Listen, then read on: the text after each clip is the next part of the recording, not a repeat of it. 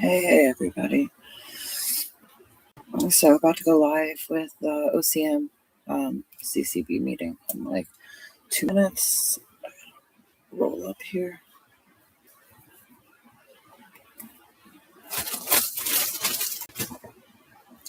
Smoking that fire DKC, which I grow and cultivate and harvest and trim and pack and everything. So get yourself some of that. It is fire.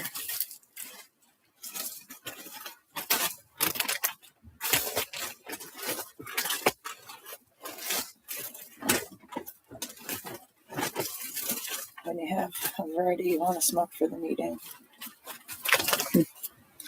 All right, let me get over to a screen share. Entire screen share. Okay. Let's get us over to the CCB.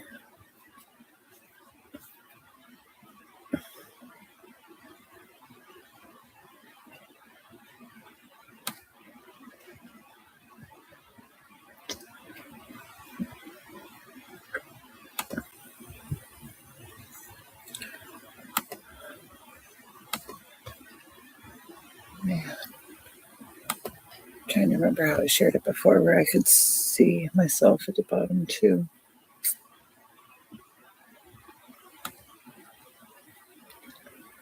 Alright, screen share.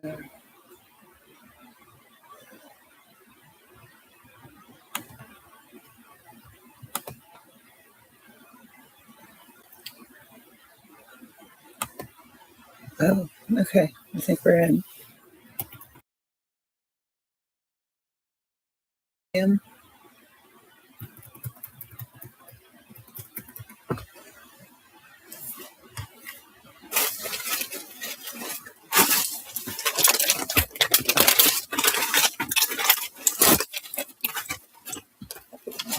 I'm not sure.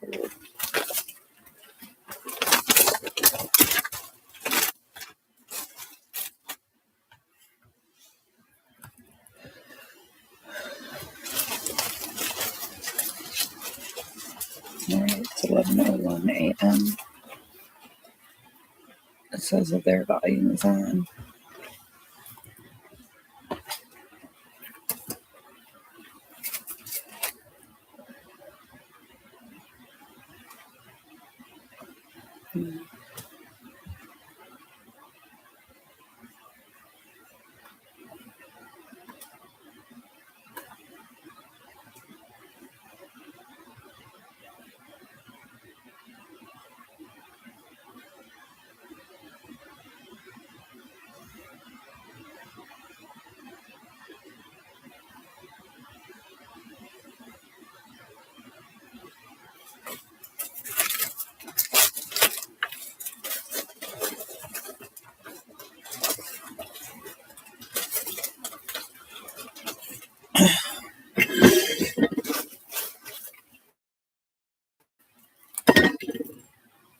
Alright, if you're new to these meetings, the meetings generally go through the data and the statistics and I don't know, whatever the stats, what's happening. And then at the end, there's also public comment. And that's where you can hear how this has really affected all of us in the industry. I can't believe it's February 2026. Some of us have been in this since March 2022. Oh my God.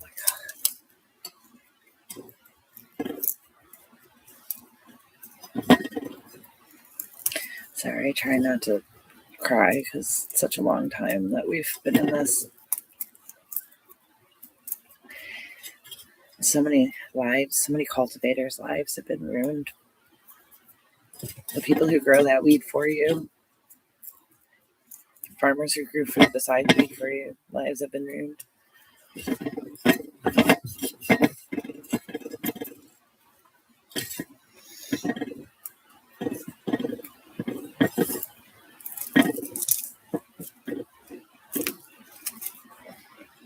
used to be broke. I'm Sorry. begging you.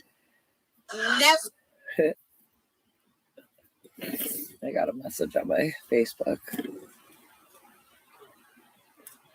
I'm sorry about that.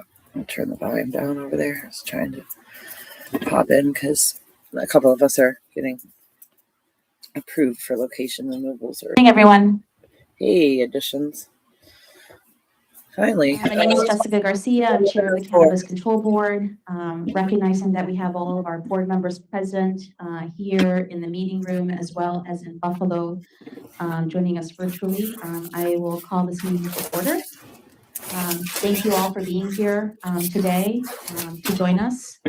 As is usual, our meetings the record of our meetings, the transcripts are all on our website at cannabis.ny.gov. So after this meeting, you're able to materials there.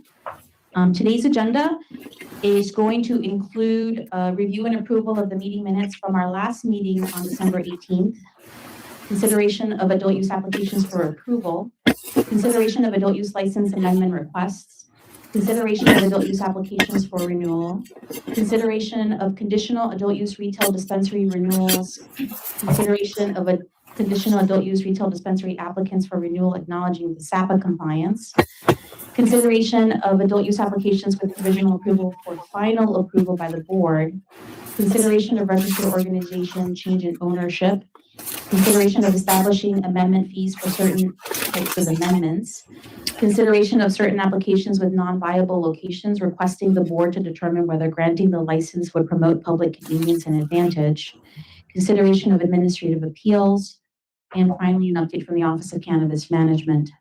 We will also include a public commenting portion of the meeting before we adjourn. The first order of business is to approve the meeting minutes December 18th. Could I have a motion to approve those minutes, please? Second, great. Her 2 seconds. Wonderful. Any discussion, changes, amendments for the record? Hearing none, I call for a vote. All in favor of approving the minutes, please say aye. Aye. Aye. Motion carries. All right, and now we move on to the business. We are going to consider our first resolution, which I believe is resolution 2026-01, relating to the approval of adult use cannabis licenses. I'm going to kick it over to Stephen Gusky to give us an overview. Thank you, Madam Chair. Thank you, Madam Chair, members of the board and public. Thank you so much. Before the board today is a cohort of 36 adult use cannabis applications that have cleared the licensing process. The 36 applicants include 4 cultivators, 17 retail dispensaries, 13 processors, and 2 final card licenses. If approved, this will bring the total number of adult use cannabis licensees to 2,110. Also wanted to take a brief moment to provide an update on the licensing review process, right, in terms of the November and December queues, right? Okay, so for the November queue, included 1,603 applications that were queued. 7 have been received final license from the board, but not all are yet operational, right? Next up is we've got 236 have been issued provisional licenses, which allow them some time to identify viable locations, of course. We have 215 applications that remain pending, and that they can remain pending for lots of different reasons, and their applications are actively under review. Finally, we have 390 of the November queue applications have been closed, meaning they have been either denied, withdrawn, or voided, or otherwise. Moving on next to the December queue, includes a number of different queues. The total queue 4,666 distinct applications. 2,704 of those are the retail dispensaries. 870 are micro, 131 cultivators, 87 processors, and 170 distributors. And with respect to the These numbers. applications before the board, there's only 2 that had some receipt for which we received some muni opinions, some negative municipal opinions. 1108. And those municipal opinions were based on proximity to libraries, which are not protected or otherwise provided for under our statute, and there are no local laws governing that. So we do not see those as a material legal impediment to approving those 2 licenses for Gaia and high class. Any questions from the board? Any questions from the board? Thank you, Stephen. Hearing no questions from the board, can I have a motion to approve this resolution and these licenses? So moved. Thank you. All in favor, please say aye. Aye. Aye. Motion carries. Thank you. The next order of business here is resolution number 2026-02, consideration of adult use license and permit amendments. And we're going to turn it over again to Mr. Geske. Right, thank you very much. Cannabis, of course, allow the board to authorize amendments to cannabis licenses. Via the amendment survey, we received requests for location changes, canopy changes, and processor type of changes. A lot of the changes from micros, and we are recommending approval, of course, on all of these amendment changes. In total, there are 41 licensees that are requesting an amendment in one form or another. As a reminder for all licensees, we can only process amendment requests via the amendment survey, which is located on our website under the licensing tab. Email submissions of license or permit change requests cannot be considered. And thank you very much, and happy to answer any questions that the board may have. Any questions? Hearing no questions, I'll call for a vote. All in favor, say aye. Aye. Aye. Motion carries. Next up is resolution number 2026-03, consideration of adult use applications for renewal. All right, thank you, Madam Chair. That's good. Now, this is kind of the good stuff because now we're talking about renewals, right? And it's nice to be in a situation to start talking about renewals. Pursuant to Article 4 of the Cannabis Law, all adult use licenses must renew their licenses every 2 years. And so this year, this is kind of the beginning of many different renewals for this year. A renewal application requires a licensee to submit a community impact plan details, proof of valid labor peace agreement, employee demographic, wage, and benefit information, and proof of a notice to municipality form, if applicable, and a required license renewal fee. The 12 applications up for renewal today have completed these requirements. As a reminder for our licensees, you must submit your renewal application no fewer than 6 days and no more than 120 days prior to your license expiration. A licensee who has submitted a timely and sufficient renewal application can continue to operate under an expired license through our State Administrative Procedure Act process until a decision is made by the board. And just a note for the chair and members of the public, the licensing team is actively reviewing all the renewals. And in the course of doing so, kind of a reminder for folks to, as they prepare the community impact plans, to spend a particular attention to ensure that they're complete and sufficient and whatnot. We have seen some plans are a little bit more robust than others, and just kind of a reminder and request for folks to complete them with sufficient detail. Appreciate that. Gotcha. Any questions from the board? Just on the community impact plan, for those that we are looking at that may be less robust, are we working with them to help them? Community impact plan for meet that people who requirement? Yes, and so needed community help themselves. we've had some conversations, and we'll be reaching out Promised by the to OCM. folks whose community Not impact needed, plans were promised by less the than, so to speak, and work with them to amplify some of the details. Great question. Thank you. And will we provide a time frame for which that should be completed? Yeah, 2 I years. think that's For the end of the a great point. Yeah, we'll clearly state when, Is that in the resolution? absolutely. Sorry, is that in the resolution? 60 days, yeah. So they'll have 60 days to update their community impact plans. Thank you. Any other questions from the board? 60 days to Okay, update. hearing no questions, I'll call for a vote. All in favor? Aye. Aye. Resolution carries. Now on to resolution 2026-04, consideration of conditional adult use retail dispensary renewals. All right. Thank you, Madam Chair. The conditional period for card licensees is 4 years. Like all other adult use licenses, the license must be renewed every 2 years. Part 116 outlines the requirements for the card license, including for renewal. The card included in the resolution today have submitted a renewal application to the office, including the required municipal notice in accordance with cannabis law. The office is recommending the approval of the renewal for the 30 applications included in the board's packet. Any questions? Any questions? I have a similar one just regarding the community impact plans. I assume the same process will be utilized for these. Yeah, no, the community impact piece is kind of a global issue since that is a part of the application renewal process. Seeing no other questions, I'll call for a vote. All in favor? Aye. Aye. Motion carries.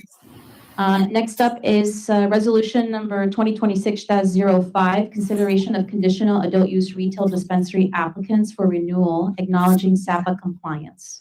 Right. Stephen's going to give us an overview first. I appreciate the zeal. Thank you, Madam Chair. The two renewal matters before the board today are the result of an administrative issue within the office. The renewals were inadvertently routed through the licensing team without a formal vote by the board. They are presented here today for transparency and to ensure full legal approval. The office is recommending approval of these. What happened in this instance is both of these matters were applied timely, and there were some questions about the payment of them. And so we want to ensure that formal ratification of these renewals is complete. Thank you, and I can take any further questions. Now, let me go ahead and get that motion to consider. The second. Thank you so much. All right. Any questions from the board regarding this recommendation? All right. Seeing no questions, I'll call for a vote. All in favor of approving the resolution? Say aye. Aye. Motion carries. Now, consideration of resolution Those number greenery spot. 2026-06, consideration of adult use Instagram applications stars. for provisional approval for final approval by the board. Can I have the motion to consider this resolution? 15 and I'll move. 16. Here the second. Thank you. Mr. Geske. All right, thank you, Madam Chair. Pursuant to the authority delegated to the office by Board Resolution number 2024-68, the office has issued provisional approval to certain applicants for licensure identified in the resolution before the board. The three licensees before the board were inadvertently approved for final licensure, while a provisional license was also issued by the office. They are presented here today to ensure transparency and to ensure full approval by the board. The office therefore recommends approval of So what I'm those. doing right now is I'm looking at the licenses. meeting or at the Any questions from the documents board? on the page. I don't think you guys can see this because I'm just Uh, sharing the meeting. Hearing no questions, I'll call for a vote. They All should in be favor, showing on the signify by board right saying now. aye. We're talking about. Aye. They should Aye. be showing And motion carries. the Um, list of the. Next people up is resolution 2026-07, consideration of Flash registered through it. organization change of ownership. And now we're going to hear from Mr. McCage. Thank you, Madam Chair.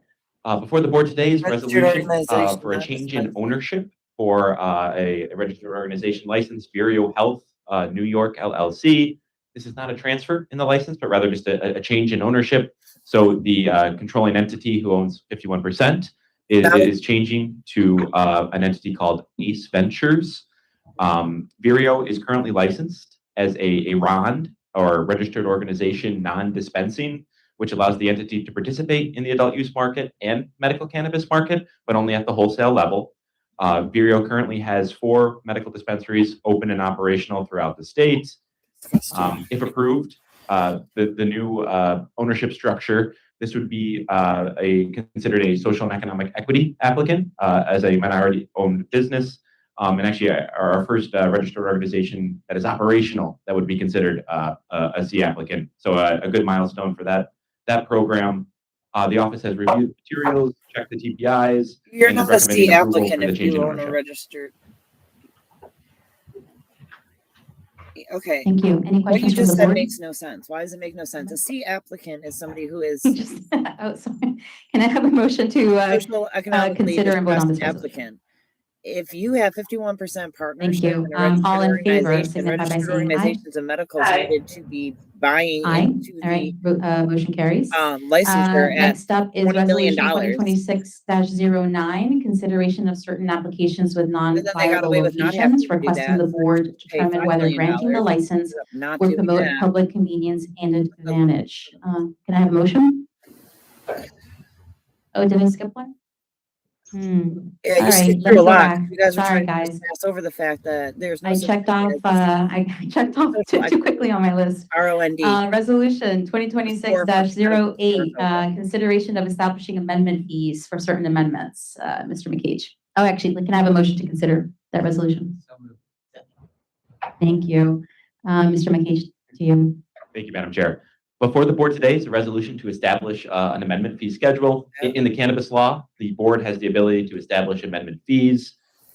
This was previously waived or not set up early on in the program, but now we've kind of matured and we're starting to do renewals and proposing a structure for amendment fees for various types of amendments, including ownership changes, location changes, adding a location, removing a location, and changing authorized activity, such as a processor changing from a type 2 processor to a type 1 processor, or a cultivator changing their tier type. The fee structure that is in the resolution is not meant to be burdensome. It is really meant to just kind of add some intention to these amendments moving forward. The fees were also designed in a way where the ones that require a little bit more processing and work on the office side have a higher fee associated with them versus the ones that are easier to process and things like keeping your application up to date, contact information, stuff like that is there's no proposed fee for that because we want to encourage all licensees to keep that information as up to date as possible as we work with them throughout the licensure process. Lastly, I'll just mention that the application fees for the cannabis law are non-refundable, and the process would be very similar to the way the amendment process works now. We would still use the amendment survey on our website to intake the amendment requests. Upon completing that amendment survey, the office will reach out with the correct calculation of the amendment fee, and then that would all be part of the processing of the amendment before it goes to the board for consideration in the future. It's not okay. It's not acceptable. Thank you. Any questions from the board? You guys are making so much fucking money, and you are trying to fucking rape us every chance you get. On the levels of the fees and regulations that do not Absolutely. make sense. Dude. So for an individual name change or DBA change, that is the same price that it costs at the Department of State, which is $25.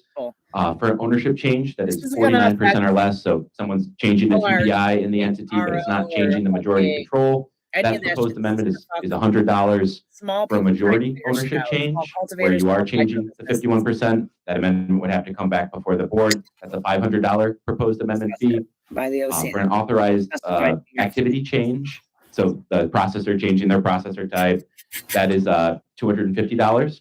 Similarly, a cultivation tier change is $250 for a relocation and adding a location. Both of those fees are proposed at $500, and then removing a location is at $50.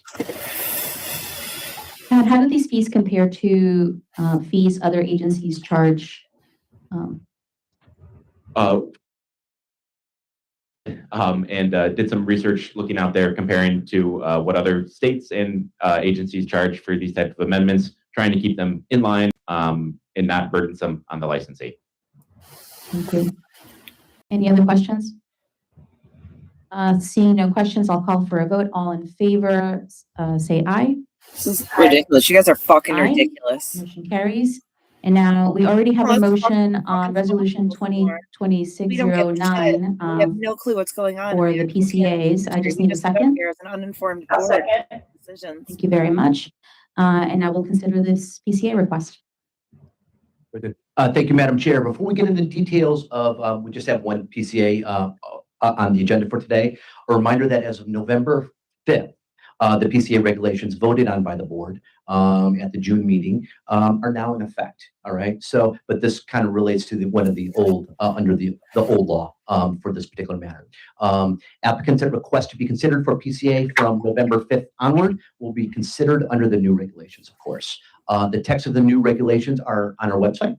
And now I'll provide a bit of an overview on this PCA request. This involves OCM Retail 2023-001901 Large Leaf 618 LLC, Riverhead, Long Island, at 840 Old Country Road. A couple of unique factors about this particular matter. One is regarding the market area there. It's been understood that there's more restrictive zoning local zoning regulations on parts of Long Island. So that's one issue there. Another market-related issue is that the closest dispensary to this proposed one is about 2 miles away. Okay. And a final note on just a general demographics is that current data suggests that Long Island stores have higher general revenue than many stores throughout the state, just given the I put in my scarcity, amendment over, perhaps of those particular things. Regarding another immaterial part and for it got this, approved at this meeting. of this one for the So I need board. to pay them to wait 6 This one is months kind of to involved have in a little my bit of amendment litigation, and so as mentioned, the restrictive to zoning remove it, provisions. and I had to remove the location, And so I so would've had to the pay them office gave proximity protection to a $50, different licensee which doesn't sound like a lot some time back. to remove a location. But the town did and not wait approve 6 that months for that location. fucking decision before I And could move then forward with the applicant another one? requested the office to find or add the $500 town's that I don't have to denial relocate was them. unreasonably impracticable, as the office is empowered to do under its regulations. The office and this board concluded that it was unreasonably impracticable, and litigation commenced. At this point, litigation continues on that between this other applicant and the town. It is my understanding that the town actually that the applicant may have won in the trial court, but the town it's unappealing, so it's not a final decision here. So that is kind of part of the landscape here. With respect to Large Leaf, they would be too close, so to speak, and not have too close to the location that's kind of affected by the ongoing litigation, right? And so they're requesting this PCA request. At this point, and given the status of the litigation and their pending request, and the other market dynamics around Riverhead, and the fact that Riverhead has approved this location, the office does not see any substantive, legal basis to potentially oppose this PCA. And I can take any and all questions from the board. I'll open it up for questions, but just a point of clarification, the applicant that currently has the impacted applicant in our review of this PCA request is not actually an applicant, they're a licensed, correct? Oh, I'm sorry. Yeah, thank you for that. I appreciate that. They're already licensed and they're seeking this location. Apologies for that error. Okay, so we have a licensed entity that is non-operational because of zoning rules, The location issue. and they're in court. We have this applicant who wants to, I believe their request is to be located at 840 Old Country Road in Riverhead, which is approximately 405 feet away from that licensed entity that hasn't yet been able to open. So I'll just open it up for questions and comments from the board. These are very close to each other and seem to be in the same neighborhood. Is there any, and the town does not oppose the applicant that's up for PCA today. Do we have any indication as to why they opposed the original one and are not opposing this, given how close they are to each other? Yeah, so that's a very good question, and the best answer to that is that the manner in which they enacted their local zoning regulations and laws and how they applied them to that application, right? So they reviewed their local zoning laws and deemed that it was, impermissible. And otherwise it's kind of embroiled in litigation. Can you talk a little bit about the market dynamics? So as I mentioned a few moments ago, there are, this case signifies the local zoning regulations in that area that restricts this opening of dispensaries. And in this particular matter, the closest dispensary is approximately 2 miles away. And we have approval, or I says the town of Riverhead has approved the location of this other one. So there is really no market saturation. If anything, it kind of goes into the other direction, more of kind of a scarcity of the market in that area. Just to add, Yes, please. I've been interested in this. An illustration of the revenue difference that we're seeing in Long Island because of the scarcity issue relative to the rest of the state. The dispensaries in Long Island are averaging about a $20 to $25 million a year run rate compared to the statewide average, which is less than $4.5 million. So you're seeing about a 4x higher revenue rate in Long Island, partly because there's such few dispensaries. There's one seemingly quite successful Shinnecock Nation dispensary, Little Beach Harvest, and so that's been also picking up some of the demand, not regulated by us, obviously. But because Big Island, high spending consumer, the dispensaries that are operational there have built a significant moat and capitalizing on it. Thank you. The question raised by Board Member Usher is, I guess to me still doesn't, perhaps we don't have at the table to answer it, why the locality is approving this location but not the other, and has imposed local laws that have impeded their ability to open. But it's a question that we have and a concern that we have regarding the municipality in particular, given that they're so close to, like, these are, they're just down the street from each other. And so what distinguishes the blocks so sufficiently that the same zoning laws can't apply. So that to me is disconcerting on the part of the municipality and how they're behaving towards both applicants. Like I said, I don't think that's a question you can answer unless you have thoughts. Yeah, it's my understanding that the large leaf location is on a more major street, and it's my understanding of the local law of the zoning issue here that is a material difference in terms of their zoning laws and how they interpreted and applied them to the situation. So the large leaf one was not violative, so to speak, of those zoning laws, whereas the one that's embroiled in litigation, obviously the town viewed otherwise that it was. Yeah, just it's sort of more of a comment. This one strikes me as having major factors on both sides. I feel like, given that we as a board and agency have both determined that that the zoning laws in question are unreasonable and impractical, it's hard to take the town's opinion of that too much account. At the same time, the lack of dispensaries in the area is certainly a factor in favor of granting a PCA, because this is an underserved area in terms of actual cannabis availability. And I'll also point out that both the applicant and the one that hasn't been able to open are C applicants.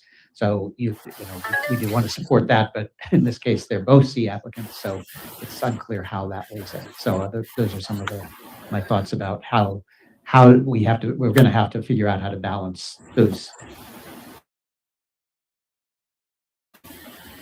In a few minutes.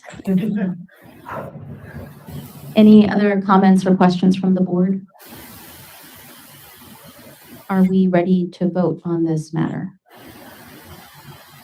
Is there a typo in my Right, date? Was it the 11/5/25 or 12/25? Resolution 2026-09, reviewing the granting a license and a waiver to Large Leaf Inc. LLC. How do you vote, Board Member Usher? I vote aye. Board Member Knight? Aye. Board Member Crystal Rodriguez? Rob Dabney? I vote aye. And I will vote aye. So resolution carries. The individual has a license and a waiver. Thank you. Resolution 2026-10, consideration to render a decision in the appeal matter. Administrative Appeal, Stonehenge Smoke and Grow Inc. versus OCM. Can I have a motion to consider the resolution? One second, thank you. And we are now going to hear from Council Selena Ditchdiff on this appeal.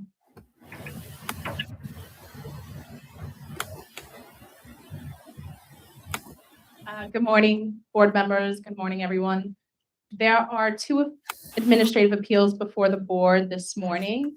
Both were filed pursuant to Title IX, New York Code Rules Regulations, Section 133.25, Subdivision K. The first one before the board, Stonehenge Smoke and Grow. This was submitted following a hearing with the Office of Administrative Hearings, following a regulatory inspection by our enforcement team. It was an unlicensed business. There was also an order to seal that was issued. This is the second time the matter is before the board because this is the second appeal filed. The order to seal had already run 12 months, and so the board had determined the appeal on that was moved. The appellant this time is the unlicensed business entity Stonehenge Smoke and Grow. The appeal before the board today was submitted following a denial to the appellant's motion to dismiss. It happened before there was a subsequent hearing with OAH on the NOV and the cease order. As a result of that, the ALJ had dismissed or denied the motion to dismiss. The question for the board, or the question presented to the board today, is whether the CCB has authority to review an administrative appeal that's submitted prior to a hearing, a fact-finding hearing with OAH, and prior to OAH issuing a final decision from that hearing. And a decision including findings of facts and conclusions of law. This is similar to a matter that was before the board in December. The recommendation before the board, next slide, please. The recommendation before the board would be to deny the appellant's appeal and to remand the matter back to OAH for further proceedings. The decision appellant appeals from is a non-final decision. There's been no hearing held and no factual findings or conclusions of law. The ALJ stated factual reasons or factual issues were raised in the appellant's motion itself, and that necessitated a hearing. The appellant also raised specific factual questions, including whether or not their Fourth Amendment rights were violated and whether or not the regulatory inspection conducted was lawful. That is all really dependent on fact-finding and decisions that need to flow from a hearing. So based on all of that, the recommendation is for this board to deny this appeal and to remand it to the OAH for further proceedings and to do so without prejudice, so that if the appellant or any party chooses to appeal thereafter, they can. I'll take any questions. The recommendation makes a lot of sense to me. Any questions from the board? No questions. I'll just call for a vote on this recommendation to issue this decision. All in favor of the recommendation signify by saying aye. Aye. Aye. So carries. So that's our decision there. Thank you. Next up, we're going to consider sorry, it's on me. I thought you were already. I had given you the resolution number already. considering resolution 2026-11, consideration to render a decision in the appeal matter, administrative appeal, Freeze Ice Cream Novelties LLC versus OCM. Can I have a, So moved. take it away? Thank you. The appeal, this appeal matter was submitted following a regulatory inspection of an individual who actually holds a cannabinoid hemp license. After the hearing, the presiding administrative law judge found that the business had engaged in unlicensed activity due to products that were found during the inspection. Based on that, the ALJ issued or extended the order to seal that had been issued and imposed a $5,000 civil penalty. The questions raised on appeal from the appellant's exceptions include whether or not the ALJ erroneously included, quote, total THC and a percentage of the THCA when determining whether the products observed for sale were lawfully sold, whether there was sufficient evidence to support the findings that the appellant was properly served, and whether they engaged in unlicensed activity that was more than a de minimis part of their business activity. The recommendation before the board today is to deny the appellant's appeal and to confirm the ALJ's decision. The decision is supported by a preponderance of the evidence and is in accordance with the law. The law and the regulations require that a portion of THCA be included when calculating the total delta 9 THC using a defined conversion factor. And that definition and that conversion factor is in the cannabis law, and it's echoed in our regulations as well. For that reason, appellant's arguments on exception misstate the cannabis law, and their arguments are without merit. For that reason, the inclusion of THC is mandated and must be treated as a contributing factor when determining total delta 9 THC for compliance and enforcement purposes. And that is really important when they are out there and they are looking at these products, particularly with an individual who holds a cannabinoid hemp license. ALJ took that into consideration and used that defined conversion factor when making these determinations following a hearing, and appellant was arguing that was improper, and it is not improper because it is sourced directly back to our cannabis law. With respect to the appellant's other arguments, this board has time and time again found that you cannot raise an objection to service to a party other than yourself. What was served on the actual appellant was personal service. It was a posting at the premises. The appellant did not dispute that. They are arguing because it wasn't mailed to them in addition, that is not sufficient. But in actuality, in administrative context, it was sufficient enough to provide notice, reasonable notice. The ALJ took that into consideration in addition to the fact that they were present, they were represented by counsel, and they had a meaningful opportunity to be heard. As far as the de minimis part of the business activity, the ALJ took time to consider the evidence, and they included it in their decision, which was that this was a small shop, and there were hundreds of products and photographs that demonstrated and depicted all of that were submitted into evidence by the appellee OCM. It should also be noted here that really why this is a recommendation denial as well to the appellant's appeal is because this board is limited to determining an appeal based on the record on appeal. What was submitted to this board in no way demonstrated a basis to disturb the findings of the ALJ. I'll take any questions. I know that was a lot. Very helpful. Thank you. Any questions from the board? No questions. I'll call for a vote. All in favor of approving this recommendation to deny the appeal and affirm the ALJ decision, signify by saying aye. Aye. Aye. Resolution carries. Thank you. Thank you. So that concludes the portion of today's business. And now we are going to move over to the Office of Cannabis Management Report. Directing Executive Director Susan Kilburn. Thank you, Madam Chair. Good morning and Happy New Year. Thank you for the opportunity to be here today. I want to share several important updates, beginning with some very good news from the Governor's State of the State. Governor Hochul proposed two major initially advanced New York's cannabis program and OCM's mission. The first is investing in equity across the cannabis supply chain. This initiative recognizes that equity does not end with licensing. It focuses on long-term business success by expanding access to capital, strengthening sustainability, and supporting growth across the entire supply chain. These efforts will further solidify New York as the most equitable cannabis market in the country, and our Chief Equity Officer, Simone Washington, will provide a more thorough update during her report. Literally ruined. The second thousands initiative and is building a center of lives. excellence That's for what- cannabis care and health equity.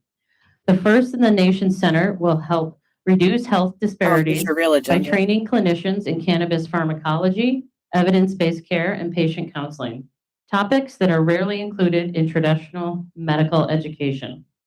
Developed in partnerships with medical schools and residency programs, the center will ensure providers beyond medical dispensaries are equipped to counsel patients and manage ongoing care. Now turning to some program updates. Seed to sale implementation continues to progress well. The system is fully available to all active OCM licensees, enabling end-to-end inventory tracking and traceability. To date, 89% of licensees have been successfully credentialed. The seed to sale system currently supports 13,214 industry users in New York. OCM continues to outreach to non-credentialed licensees to provide assistance. Total sales recorded in the seed to sale system have reached over $210 million. The team is actively addressing and responding to all integration-related inquiries and concerns. For any support issues, users are directed to submit a ticket to Metric, and all escalations and inquiries can be directed to seedtosale@ocm.ny.gov. Now, I'd like to pass along that OCM is taking a close look at the supply side as we plan for 2026. We have heard your concerns and are taking them very seriously. GIA and the policy team are actively reviewing capacity across the state, and we appreciate the information many of you have shared. We anticipate having an update to share regarding canopy expansion and cultivation licenses in March. Some good news regarding OCM technology. I'm excited to tell you OCM is working with ITS on acquiring a customer relationship management system to replace the cannabis licensing system. This will greatly improve efficiency and service across the agency, from licensing to compliance and enforcement. The procurement process is moving forward, and we hope to share some positive news by March. Next, OCM is conducting a comprehensive review of the adult use regulations this year. We know that stakeholder input is critical to this process. We are planning roundtables in April, 2 upstate, Buffalo and Hudson Valley, 2 downstate, Brooklyn and Manhattan, and 1 virtual session. We encourage you to participate and bring the issues you believe need attention. Please watch your email. Additional details will be shared soon. Regarding the licensing queues, we continue to make progress through the November applications. The December retail dispensary applications that applied remain paused due to ongoing litigation and a court-ordered injunction. We will continue to provide updates as soon as we are able. On the school proximity issue, OCM continues to work closely with the governor's office and the legislature, and we are hopeful for a resolution by mid-February. Please be on the lookout for communications from the office. In closing, I encourage you to review the annual reports now available on our website, including reports for the agency, the SEED program, enforcement, and the CGRF grant program. 2025 was a very busy year, and I'm incredibly proud of the OCM staff and their dedication. I look forward to what OCM can accomplish this year. We remain focused on expanding licensing and market access for equity entrepreneurs, strengthening compliance and enforcement statewide, and expanding consumer education to promote safer cannabis use to build a safe, sustainable, and well-regulated market for New York. Thank you. I will now pass it for the market update to John Kagia. Thanks very much, Sue. 2025 really was a very busy year, and that's really reflected in our revenue numbers coming into the end of the year. By the end of the year, we had driven $1.7 billion in sales, 1.69 specifically through the adult use market, a couple of hundred million more through the medical market. So we're nearly a $2 billion market in New York and growing fast. So far this year, just through the first 3 weeks of January, we're already at $127 million, which to kind of put that in context, we've sold more cannabis in the first 3 weeks of 2026 as we sold in all of 2023. A reflection of the real momentum driving this program. And I think it portends really well for the year ahead, particularly given that January historically a slow year for sales, a slow month for sales. So this is a very, very positive momentum going into the year ahead. That's because you fucked us in Through 2026, we're seeing about a $60 million per quarter increase in our sales. And I suspect we're going to see even higher numbers than that coming into Q1 of 2026. Drilling down a little bit at the regional level, all regions saw some increase in sales, but we saw some real differences in where expansion in all this, of 2023. This market is And then by the happening. end of 2023, And I'll call out a couple of markets where if you compare the total sales in 2024 against the total sales in 2026, you had regions like the Bronx, which saw a 400% increase in sales. Brooklyn, nearly 250%. Staten Island, 150%. Finger Lakes and Mid-Hudson, both around 140%. These were the regions where there was a bit of underservice. There's been strong consumer interest, and as we've been able to get more stores open in those CSD regions, we've seen real positive adoption, very strong consumer response. From a pure kind of dollars standpoint, Mid-Hudson led in growth, picked up $130 million more in 2025 than they did in 2026. Manhattan at $118 million, Brooklyn roughly the same, 116, and then Capital District at $100 million, which I think is important to understand because these are both real dollars going to neighborhood businesses, but it's also tax revenue being generated for a community. We're watching the macroeconomic climate very closely, and we understand that for local communities, these tax dollars are going to be very positively impacted. So, we're going to be tracking this closely, not just to understand how it's impacting at this rate, our regulated businesses, but also what it means at the community level for the types of tax dollars the communities where these businesses are based are able to generate. 524. I wanted to give a shout out to the licensing team for the pace at which they've been able to support new store openings through 2025 coming into 2026. So, in 2023, we were opening a little less than one store a quarter. There were injunctions that the market was just getting started. By 2024, that had grown to about 4.5 stores per quarter. By last year, we were up to 5.5 stores per quarter, which meant that we opened 33 stores in 2023, 227 in 2024, 287 last year, and we've already opened 18 stores this year. So, 582 stores open in the state. That's deep regional access now that we're starting to build. I think we've kind of broken some key thresholds for consumer access, which is really exciting. The market's getting more competitive, which we had always anticipated would happen. Certainly still quite a lot more demand to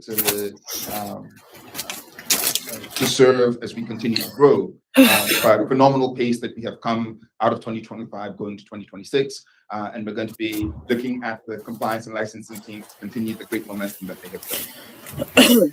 And all of the entrepreneurs who are building, who are working to expand this market too.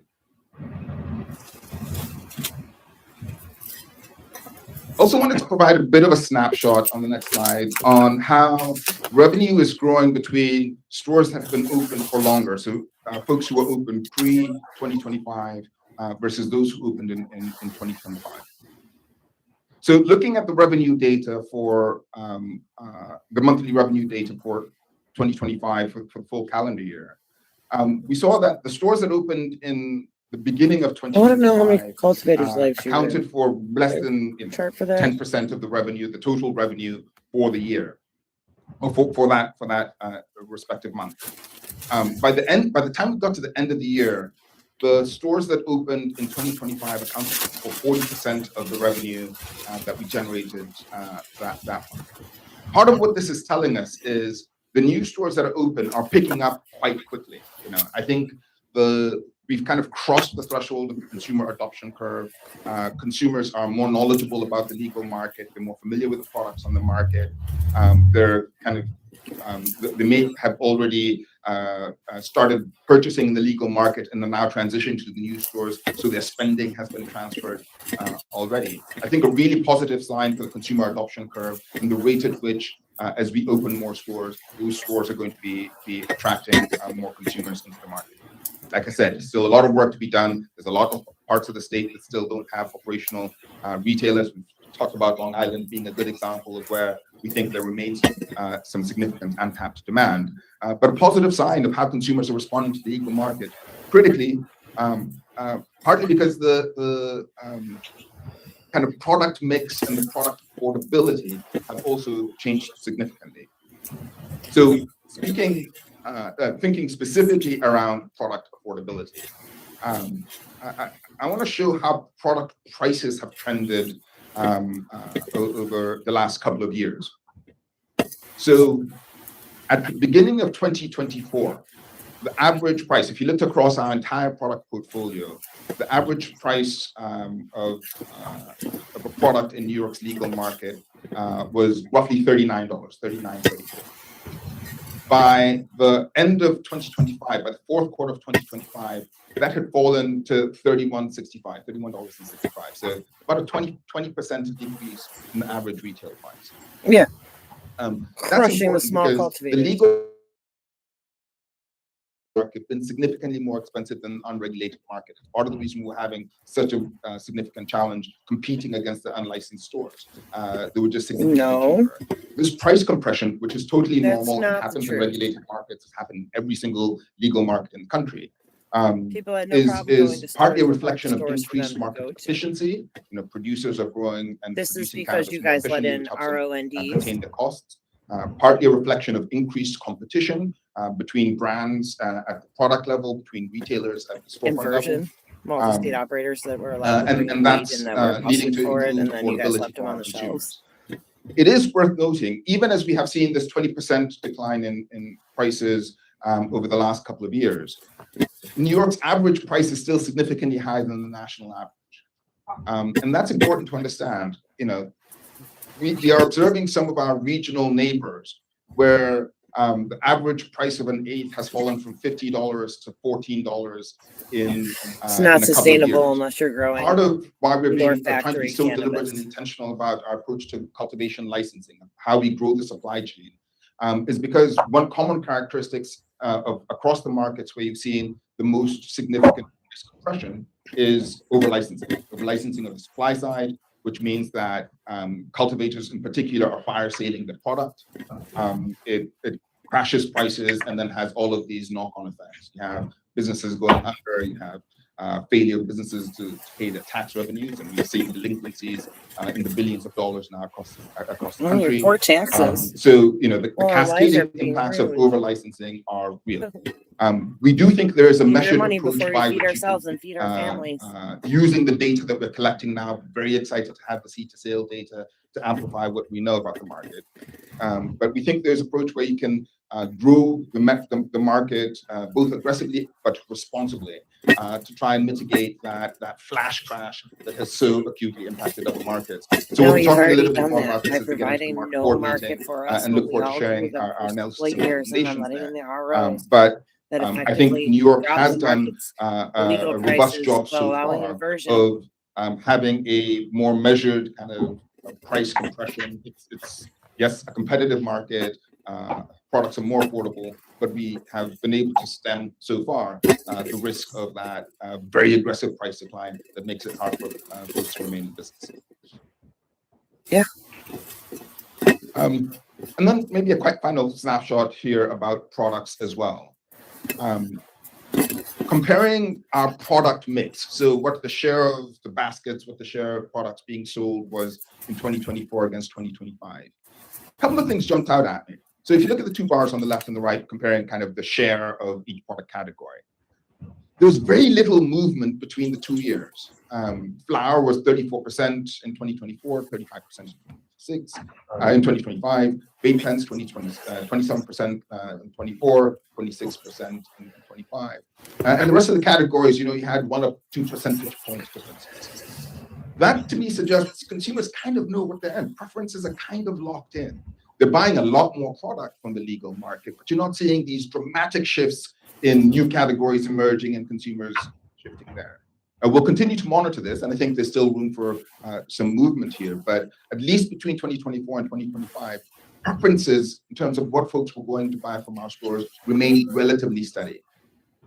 What is different, though, is the volume of products that we moved across different categories and how much prices changed across these categories. And just a couple of examples here to call out. The number of pre-rolls we sold grew 120% between the 2 years, but the prices of pre-rolls fell about 11%. Beverages grew by 167% between the 2 years. Really strong demand. That's nearly a tripling in sales. And the prices of beverages fell over 20%. Beverages saw some of the most aggressive price compression as a category. Concentrate growth also above 120%. So, some of the increase in volume of these products being sold through was offset by the decline in prices of those products. So products, but made a little bit less money per unit because those prices came down. And these are some of the dynamics that I think are going to be important for both producers and retailers to understand as this market grows. And as we continue to serve consumers with the products that they're most interested in meeting their respective needs. So, this is just a taster of some of the kind of data we need to be digging into to try and inform the market. We're really looking forward to the depth of insight we'll be able to capture through the seat-to-sale system. But I'll just close with, this is still the early stages, the early innings of this market, and we expect that we will continue to see quite a lot of dynamism in the year ahead. Just a final thing for me on the policy side, we want to remind all of our licensees about the workforce composition survey, which is going to be open until February 13th. This is to understand the makeup of your organizations. We're really keen to understand what the cannabis workforce looks like at the beginning of this year. This is really, I think, a valuable insight into the impact that cannabis is having on the New York economy and on the workforce at a time that we're seeing, the labor economy struggle in many other sectors of the economy. So please be sure to participate and submit your surveys by February 13th. Have to take any questions. I'll turn it over to Simone. Questions from the board? Just one on the regional analysis. Queens kind of stood out as a place where there wasn't significant growth. And just specifically about Queens, but more generally, for regions that might be not experiencing as much growth, is there an understanding of why that may be? Queens strikes me also as one that should be growing because they're right next to Long Island, where there's a lack of supply. So I'm curious. Yeah. Sorry, just a very quick announcement from security. If anyone has a gray Nissan, it was left running out front, license plate LUF 7198, New York plate. Garage. It's in the garage, and it sounds like it's a urgent matter. Again, gray Nissan LUF 7198, New York plates. Sorry about that. The market update is captivating, but please don't leave everything in the garage. Great question, Board Member. So why do some regions see perhaps less aggressive growth than others? I think a couple of reasons we're seeing there. One was, for a couple of these were regions where the initial growth was really aggressive. So we had a burst of stores open in 2024 and not that much change in 2025. So progress is a little bit I've always liked Pat. Two, it doesn't appear that there's been that much drift between Long Island and Queens for the legal dispensaries. I think consumers are staying somewhat local to Long Island to make their purchases. So across the handful of dispensaries that are already on the island and doing very well, maybe purchasing from the Shinnecock Nation dispensary that's also operational on the island. We had thought that there'd be more kind of northern bound traffic coming in from Long Island to Queens to buy. We haven't necessarily seen that. And then I think in the Bronx specifically, we've seen, in Queens and the Bronx, we've seen a slower open rate of the operators that are there. We need to dig into more to why that is, why they've been slower to post-licensure, get their doors operational. But I think, you know, the combination of having a strong 2024 and a more incremental 2025 may be part of the reason why that year-on-year difference wasn't as robust as it was in other jurisdictions like Brooklyn. My neighborhood, I think, being an illustrative example, I think we had 3 dispensaries in 2024. I think we've got 7 now. It's been a really strong uptake there. I have a question around saturation. There's been a few community boards, particularly in New York City, who have sent us comments indicating concerns around saturation for their community board regions. And I am curious how you're thinking about that. What is that point of saturation, particularly when we're looking at the boundaries of a community board? And if you can help us be able to answer those questions to community boards a little bit more concretely, at what point is too many? That's fair, and I think it is going to vary a little bit based on each community board and each municipality. I will say a couple of things though. Based on the way demand is growing in the state, I think we still have a lot more room for upside growth. The fact that we continue to have kind of robust enforcement activity up against unregulated dispensaries, and shout out to Dan and his team for being as aggressive as they've been, but reflects that there's a lot of demand that is not being served by the legal market that remains unaddressed. 2, I'd also say that it's worth our communities understanding that restricting legal cannabis businesses does not restrict cannabis. And I think that to understand, and for the community boards that are looking to curtail the number of legal stores, because if there are operational unlicensed dispensaries operating in those jurisdictions, those dispensaries are solving part of their community demand. And so what we're trying to do is replace the unregulated operators with legal operators who are based in their communities. Some of the considerations we're going to be looking at are data around things like price compression and revenue compression. You know, we think there's room for very healthy competition, but we certainly don't want this to get to a point where it is a race to the bottom, and in a way that would create a lot of negative externalities, a lot of destabilizing effects for the communities, for the businesses in those communities, and for the supply chain. I don't think we're quite there yet, and I can understand that folks are paying very close attention to that. But this is all part of the milieu of data that we're going to be kind of working through as we prepare for the March board meeting, with our assessment of what saturation looks like in a market that is maturing. All that said, I think it is also worth our retailers understanding that this is going to be a robustly competitive market. You know, the idea was never to build moats around regulated operators. It was to create a fair and healthy competitive market the way we see in every other aspect of our economy. And so we do have a public interest, we do have a public health interest to do this in a kind of thoughtful, well-analyzed way. But this is business, and this was always going to be a competitive business. Thank you. One other question I have for you. I've noticed in past, I believe it was, trying to remember when your report was, there was a report you gave early in 2025 where you indicated some early concerns around market dominance for processors.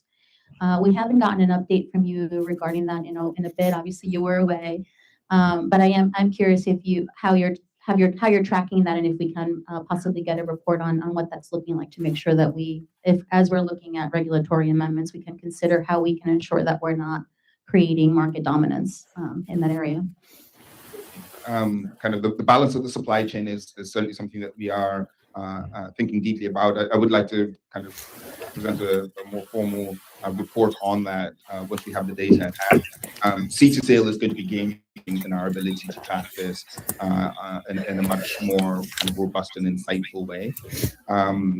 We are seeing, I think, the concerns of there being some leading players in the market who are securing a lot of shelf space, I think persist. But I think we're also still in the relatively early stages of a market that's growing very quickly.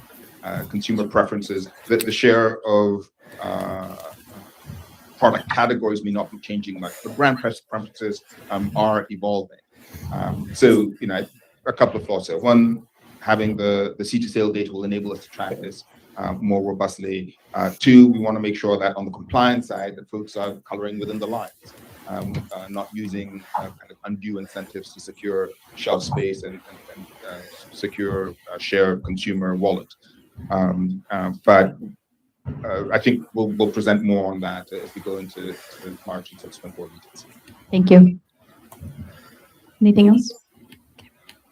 Who's next? I think that would be me.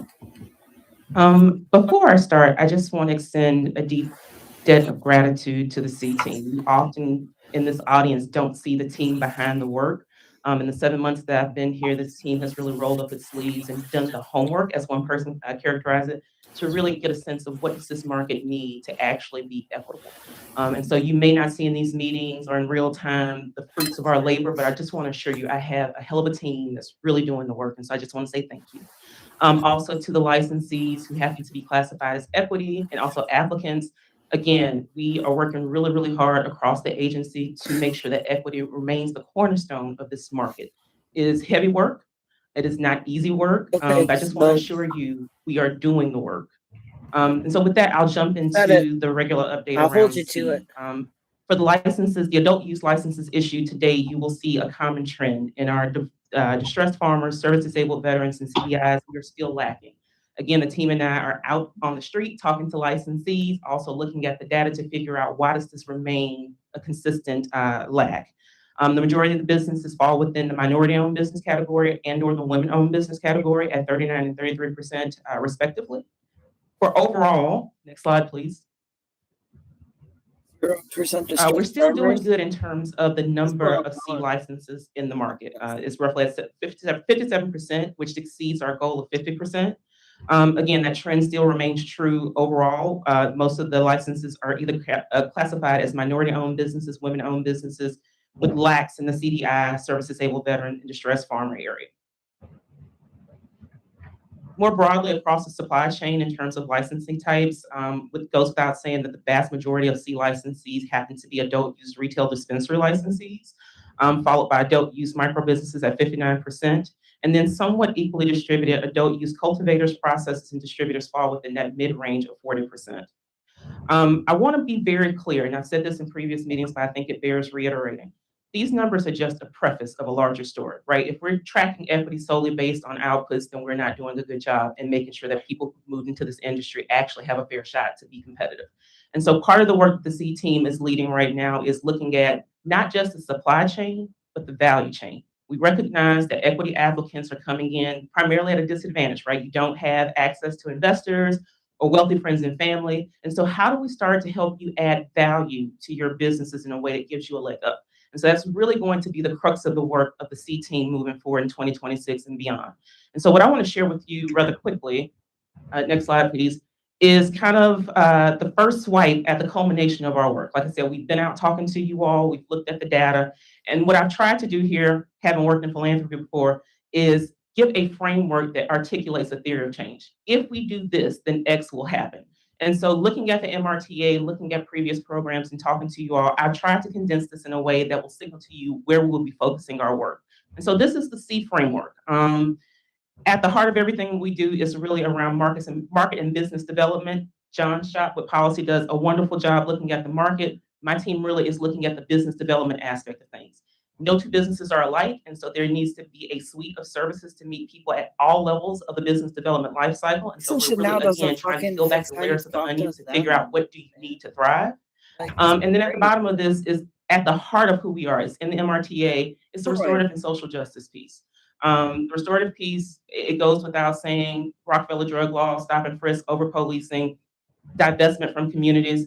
Those communities have been ravaged, right? And part of the MRTA's purpose was to reinvest in those communities. And so we want to make sure that whatever we're doing actually has that restorative justice element to it. And then the social justice piece. This is a personal value for me. We will never make a decision about what happens in this industry as it pertains to equity without first talking to the people who are most affected. And so you will see a whole lot more of me and my team out on the streets talking to you, trying to figure out how do we create more resonant and relevant programming so that it actually turns the tide in the market and creates an equitable market. Good. Sandwiched in between all of this really, again, gets at what the programming will look like. One of the things that I'm hearing loud and clear, not just in this market, I talk to people in other jurisdictions, it's just simple access to capital. If you had an expungement and now you're stepping into this business, 9 times out of 10, you don't have the capital to sustain yourself. We're also hearing loud and clear that the gap between licensure and being operational is also creating a financial burden. And so how do we start to help meet you at that need? And so we're thinking through ways and programming of what that might look like. We did a grant program last year. We're going to re-up that, and we're thinking about some more broad, robust programming. The second pillar is incubator services. Now, I just want to iterate, capital access and incubator services are clearly articulated in the MRTA. And so what the team has tried to do is really be strict instructions around what the MRTA calls for in terms of equity. So in incubator services, it's really, what are those different touch points a business would need to thrive, whether it is legal services, accounting services, even things as simple as mentorship and peer networking. And so how do we start to corral all of the players and all the resources and give a more coordinated approach to providing these services to licensees? The third pillar, and this is the one I think is at the hallmark of anything that you do when you're talking about equity, and that's community engagement. We have to talk to you all to understand what the needs are. We have done one-off roundtables. We have had webinars. Like, how do you do that in a more strategic way? And so the team and I will put out a cadre or a suite of ways that you all can interact with us, and we can interact with you, and we can do this in partnership with you. And then the last bucket is, as a result of my role being augmented, is not just market facing, but also internal facing to the agency. And the impetus for that is how we make decisions has a direct impact on the market and how you experience things as business owners. And so part of my job will be to work closely with the leadership team and the board to make sure that we're applying an equity lens to everything that we do. Equity is not just a set of outcomes, it is a practice. And so my job is to help us actually cultivate the muscle to use that practice. And then lastly, internal equity is your more classic diversity, equity, inclusion from an organizational standpoint. Are employees at OCM really thriving? Are they able to live in real time? Do we have an office culture that reflects the language or the intent of the MRTA? And so we're really looking at this not just from a programmatic standpoint, but holistically. And so I will close by saying thank you to Governor Hochul for recognizing the importance of the social equity work. This is not just something that we talk about. This has to be something that we live in real time, and it shows up in the results of the market. And so we'll have a real-time indicator as to where we need to make pivots and changes or lean in or pull out. And so this is serious business. And I know for me coming into this role, again, I've only been here for 7 months. The first 7 months were just kind of a preface, right? How do we start to analyze the data, talk to people, understand what we need to do? 2026 is really putting work on work. And we really want to make sure that we're delivering programs that, again, are effective, resonant, and relevant. And so I'll pause there for questions. Just a deep thank you, gratitude for all this work that you've been doing to understand our New York State market and our applicants, our applicants, and the programs that you and your team are putting together. I'm really excited for what's coming. Any other comments or questions? All right, thank you. Who's next? Is that it? Any final comments from you? All right. Thank you so much. That was a rich report. So that does conclude the portion of the meeting, or the business part of the meeting. Now we're going to open it up for public comment. So thank you to all the members of the OCM team. As a reminder, we're not going to be answering any questions during this portion of the meeting. We welcome any member of the public to take this opportunity to share your thoughts. You will each have 2 minutes to speak on the agenda items. And note that if you submitted comments electronically, they will also be captured in our meeting minutes. I believe we have a clock, and I'm just curious the orientation. Where is the public commenting mic going to be? Right, it's going to be to my left. And the clock, will they be able to see it? You and one in front of you so you can see the time as well. Great. So there's a time you should be mindful of. And we are going to start with Buffalo, actually. So never mind the instructions on the clock, but hopefully you have your own there. We have 3 speakers from Buffalo. We will start with Elijah Thornton, then followed by Jackie Picari, and concluding with Thomas Spanos. It's Jack Bakari. So Ms. Thornton, whenever you're ready. Yes. Maybe it's a Elijah's getting ready to start. Just testing, just making sure everyone can hear me. We have a hard time hearing you right now. If you could speak a little bit closer to the mic.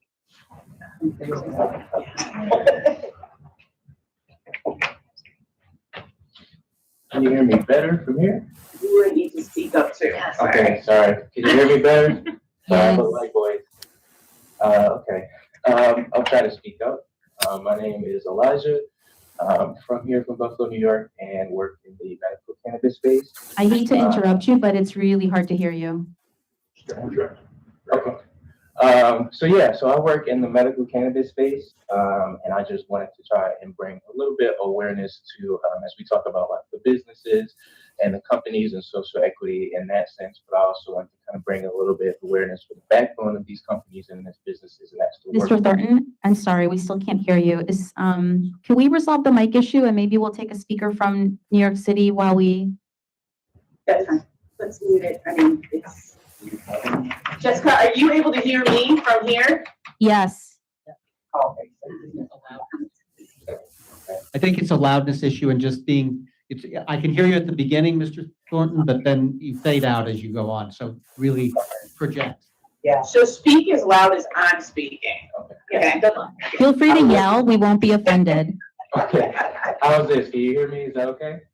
Yeah, keep it up. Is that better? Keep it up. Okay. All right. I'll try my best. Sorry. So again, my name is Elijah. I work in the medical cannabis space. As we talk about like businesses and companies and equity in that sense, I just wanted to kind of bring awareness to the people. One of that, I've experienced a lot of stories and a lot of situations of the employees and the individuals who are supposed to be the backbone of this business experiencing a lot of the different social inequity or just different experiences, showing up to work to find that they don't have a job anymore, different racial remarks and things that are happening at a ground level. And so I guess I just kind of wanted to bring awareness to that, to making sure that there are still opportunities for those people as all of this income and business and revenue comes in, and we notice that the wages for the jobs are going down, but we're also bringing in all this revenue. We want to make sure that it's fair for the employees and that people who work in this industry have a fair chance and kind of a fair opportunity. So I just wanted to bring awareness to that, to the fact that these things are still going on at a ground level. Gatekeeping for people of color is still going on at a ground level. That's still happening, and that we, just need to make sure that we're still keeping in mind the backbone. Without the employees, without the people, without their morale, without their mental health, we don't have anything. So I just want to make sure that that's brought to someone's attention. And that's all I want to say. Thank you. Thank you so much. Next up is Jackie Picari. Okay. All right, can you guys hear me? Yes. All right.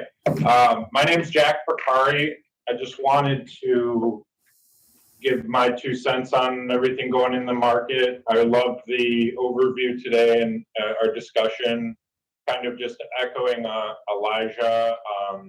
I want to see cannabis industry that also gives opportunities for patients too. So I love to see the medical cannabis center, and I want to see more ways that we can get patients, people who are, personally touched by this plant, into the market, into the industry, becoming thought leaders, and getting so many New Yorkers that are already a part of this in one way or another, really to contribute meaningfully to the industry. On top of that, I think, yeah, like I also worked in a dispensary on the adult use side, and I definitely can attest to a lot of the things. You know, kind of just having my hours go down each week.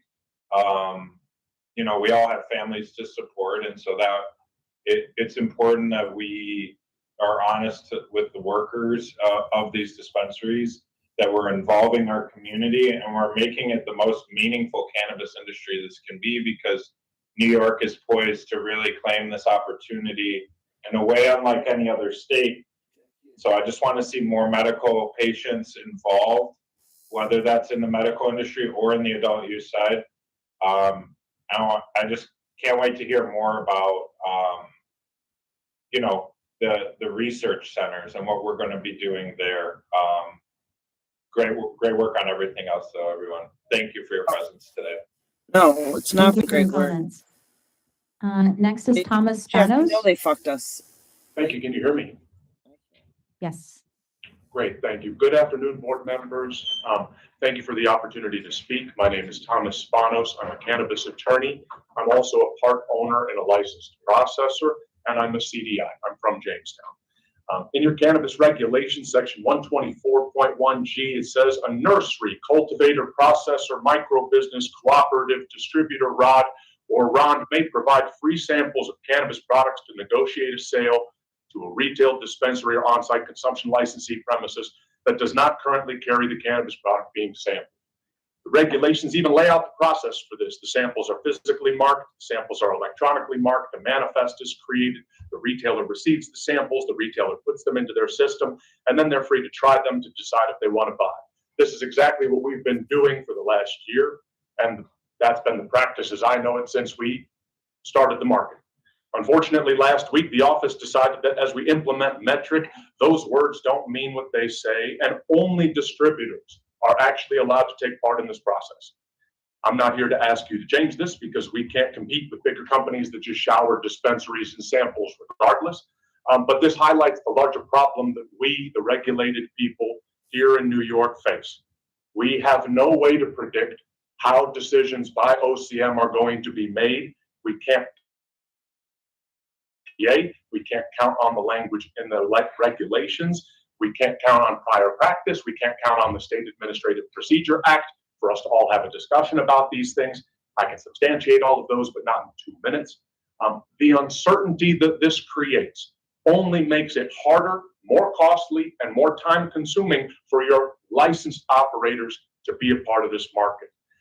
The only people this helps are the companies big enough to already ignore enforcement risk, and the companies that are not even getting licensed in the first place, the illegal operators that we still haven't gotten rid of in this state. I'm thrilled to hear that we're going to be having roundtables and that there's going to be a regulatory overhaul of this stuff. We need consistency if we want this market to thrive. And right now, we just want, I would recommend, it's not going to help me, it's too little too late for us, but I recommend the office pause metric implementation so other businesses don't get crushed in these tiny wrinkles in the regulations and implementation of this system. Thank you very much for your time. Thank you. We are now going to move to comments here in New York City. We have the first two speakers, Jeffrey Hoffman, followed by Emil Hahn.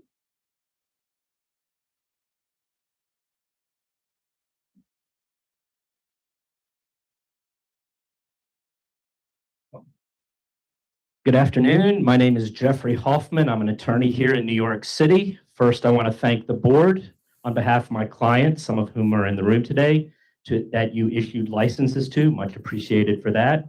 There is one of my clients who did not get a license today, and I get that there's some difficulty about that. The great Shanduke McFadder, who is a card nonprofit. There's been a variety of issues that we've been dealing with him over the past 4 years. My understanding is that the board asked or had to have his application held back until the March meeting because you didn't get it within 2 weeks of when you needed to review it.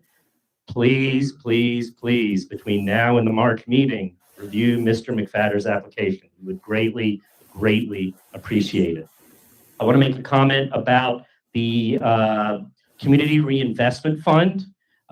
We very much believe that the organizations that have received funds under that deserved them. That is not my issue. My issue is that I do think if you look at the list of things in the law, and there is the wonderful including but not limited to language there, which means you can basically fund whatever you want to fund, but really those funds need to go to help folks that were impacted by anti-cannabis enforcement. That was the purpose of the law. That is the purpose of the regulations. And I understand there's some complexities related to all this, but I would encourage us in the future to really look at, are these funds going to help folks that were impacted by anti-cannabis enforcement? Last, those of you that have been following at home for a little while know that we wrote a bill with Assemblymember Kellis called the Endocannabinoid System Awareness Program. I am heartened that that has been taken up by the governor. I saw Ms. Davis in the room somewhere earlier. I don't know if she's still here. She's right there.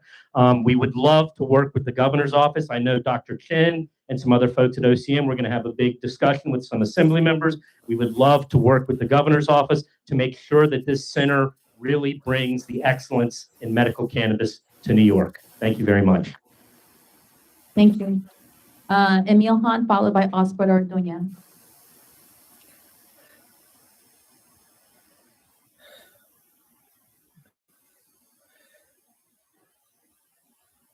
We don't have Emil. Then Mr. Orduña.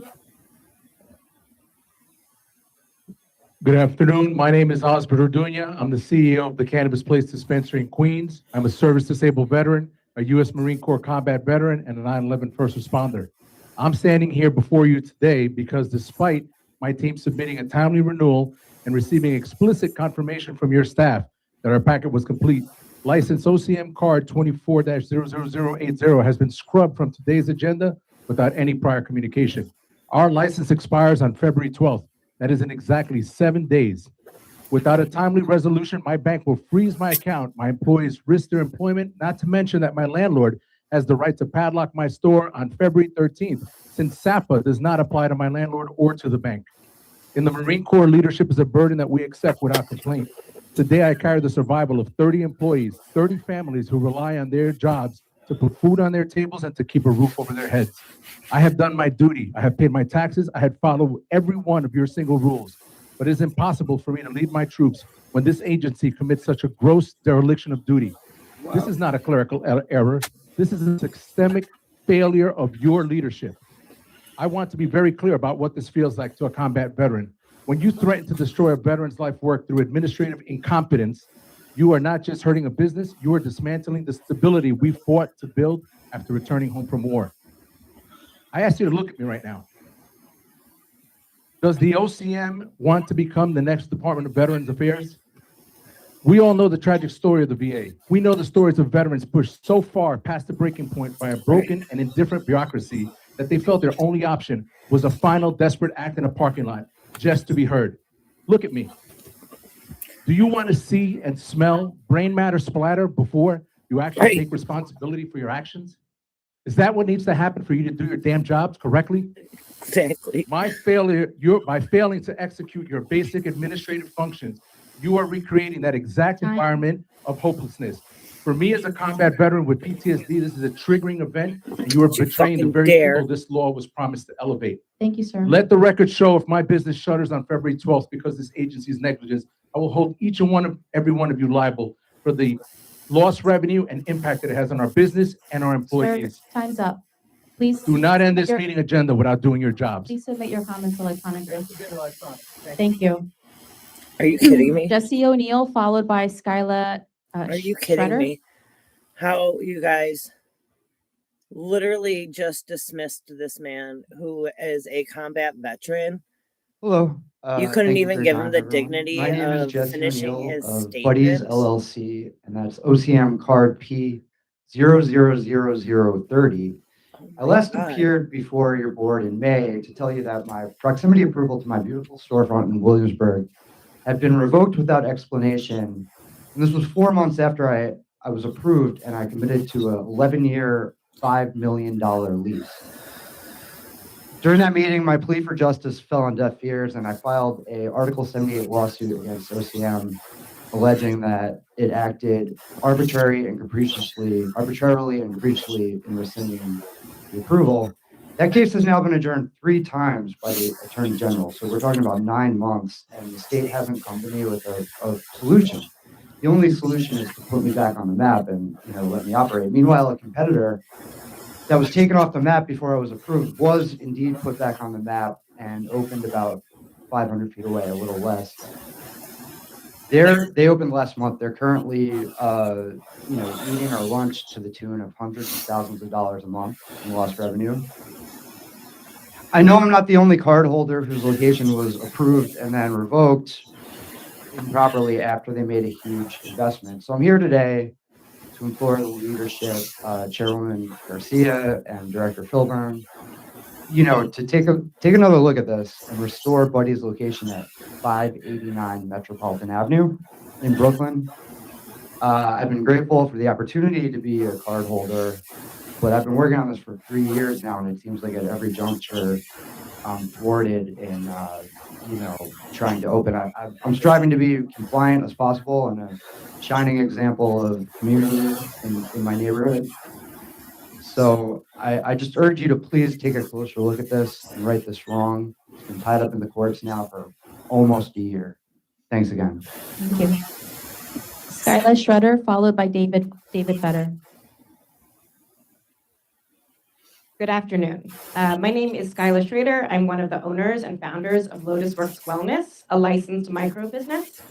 As a first cohort CCTM graduate and social equity licensee, Lotus Works was the very first micro business dispensary to open in the entire state of New York in July 2024 in Beacon, New York, up in the Hudson Valley.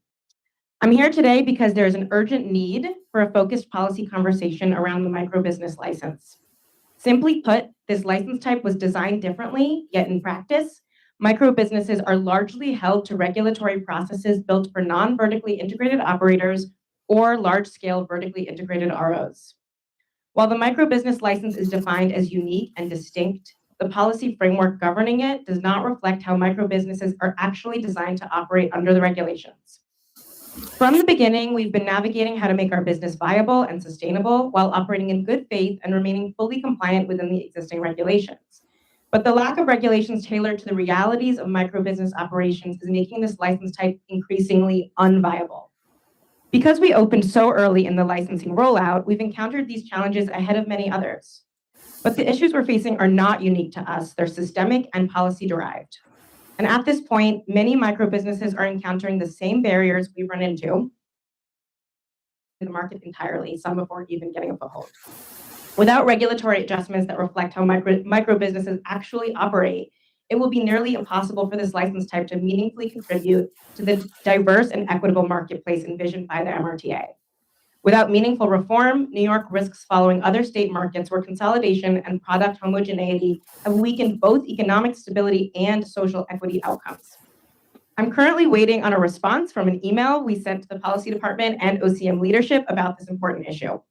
I want to emphasize that we're prepared with specific, actionable, and feasible solutions to some of the direct issues that are at the root of this policy misalignment for micro businesses.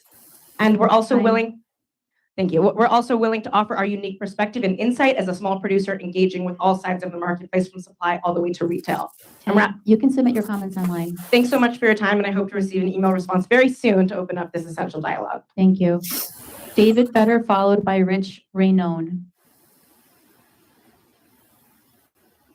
Good morning. Oh, good afternoon. Canvas board. Nice to see everybody again. Congratulations to all the winners of licenses today, and hopefully we'll have more good news for all. I've been an attorney in this industry since 2014, since the beginning of the medical program, helped draft the law, and have and still represent many licensees throughout the state. What I'm about to describe today is not something that's just happening to one client who I'm representing, speaking on behalf of SOA Dispensary Corp. It's something that's happening across the industry. I'll try to be brief to keep it on time. There are two tracks, it seems like, in New York cannabis program, one for applicants who get processed in weeks and one who get frozen in silence for months or years with no explanation, no recourse, and no communication. I want to be clear. I know that there's very good people at OCM. I know specific ones who really try to do their best and try to help everyone out. But this is not about them. This is about a system that lets unverified allegations freeze a licensed business indefinitely, while everyone else who could fix it stays silent. At the December meeting, this board tabled Soho Dispensary's fully vetted application based on an undisclosed discrepancy. I was sitting right there. No one asked me a single question. You directed it to be heard at the next meeting. That meeting is today. Yesterday, one day after we were forced to file a lawsuit, OCM pulled us from today's agenda. We were supposed to be on the PCA waiver today. 7 weeks, not one document was given to us. No response, no allegation, no opportunity to respond. Just it's Soho Dispensary for a change of location. 9 days for Oak, Queens, Brooklyn High. That was tabled the same day. The same issue appears to be advancing. The one that was provided that was advanced today, the PCA waiver that was approved today, was also tabled at the last meeting, but for some reason ours was pulled from today's agenda. When one applicant waits 6 months and another one waits 4 weeks for a change of location, that's not regulation. That's picking winners and losers. And if filing a lawsuit gets you pulled from the agenda, that's retaliation. Every licensee in the state should be alarmed by this. Every board member here can fix this today. Direct that we be told what the issue is. Put us on the next agenda. Ask the application a question. We have the answers. You have the chance to fix this right now. Please take Time. Sorry. I don't apologize. You're good. Thank you. And God bless America and God bless all of you. Rich Raynon, followed by Bruce Serban. Good afternoon, Chair Garcia and members of the Cannabis Control Board. My name is Rich Raynon. I am a member of JoJo Show LLC, a licensed adult use cannabis retailer at 1584 Flatbush Ave in Brooklyn. Thank you for the opportunity to speak today. Despite being fully licensed, built out, and operationally ready, our business remains unable to open due to a compliance delay rooted and acknowledged by administrative errors and conflicting proximity information from the OCM. Early in our licensing process, the OCM mistakenly opened up two simultaneous applications for our license. As a result, our original proximity submission was never properly logged and our location was reviewed twice. During that time, another dispensary submitted for proximity protection and our proximity was initially denied. Once we raised this issue, the OCM acknowledged the error and asked us to demonstrate our entrance was located on the side of the building. We complied by submitting architectural drawings, after which we were informed that proximity protection had been granted. Throughout this process, however, the OCM's official proximity maps and reports never showed us being within 1,000 feet of another dispensary. The distance consistently appeared to be over 1,050 feet. To be thorough, we also hired a New York State duly licensed professional surveyor who independently confirmed that the distance was also well over 1,000 feet. Based on both the OCM data and an independent professional survey, we had every reasonable basis to believe that relocating our entrance was not required. Today, the only remaining step preventing us from opening is the final virtual inspection, which we have been requesting since November 4th. We have completed our build-out, hired and fully trained over 15 employees, and are ready to open immediately. We are not asking for special treatment. We're only asking for a timely resolution and recognition that licenses must be able to rely in good faith and on state-issued guidance and licensed professional determinations. We respectfully request the board to direct OCM compliance to resolve this matter properly. Thank you. Penalizing the Please submit your comments electronically. Thank you. Bruce Serban, followed by Jorge Really, Vasquez. 2 minutes isn't enough. Good afternoon. I'm here with some good news. There's a study published today by the University of Colorado. Use the mic, please. By the University of Colorado, a study was published today. Sorry about that. 26,000 adults. Study finds cannabis usage in middle-aged and older adults associated with larger brain volume, better cognitive function. I'll be posting it on LinkedIn. Thank you. Jorge Vasquez, followed by Rob Griffiths. Hello, good afternoon, board chair and members of the Cannabis Control Board and the Office of Cannabis. Hello, good afternoon. I'm just gonna give up the mic. I don't think it's working that well. I think we need it for the Buffalo folks to hear you. Good afternoon. Like to bring up what's already been said, and thank you to council to bring up SAPA 402.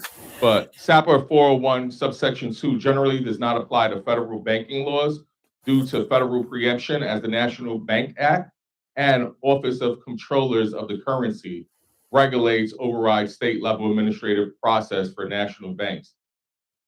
SAPA basically doesn't provide the segue for licensees who are banking to continue banking. So telling someone who should have their license renewed that don't worry about your license because SAPA is going to save your license is inaccurate. And it's inaccurate because federal law preempts state law, as we all know from Law School 101, and the banking laws require something called Green Check Verified. And Green Check Verified requires that licensees at dispensaries comply with all banking laws. And unfortunately, as one would imagine, a simple letter saying, no, their license is good, we're just in a review process, generally isn't good enough for the federal government. As you can also imagine, landlords have been on high alert that if they're giving a license to an unlicensed shop, that they need a padlock or take action. A letter to a landlord is likely not going to work. And I'm saying that because as we think of a resolution, we should think together as a village and work together to figure out, is it a temporary license that we need to give? How do we ensure that the portal doesn't show inactive or that there's an expiration date? Because something saying it's active but has a past date is going to raise questions. Thank you. Rob Griffiths, followed by Leslie Rodriguez. Hello, New York. Hello, New York cannabis community. I'm here to share an update regarding Gotham dispensaries. While Joanne Wilson and Gotham sued the state and federal court to remove the labor peace agreement requirement, the company is actively disregarding its own LPA and engaging in union busting.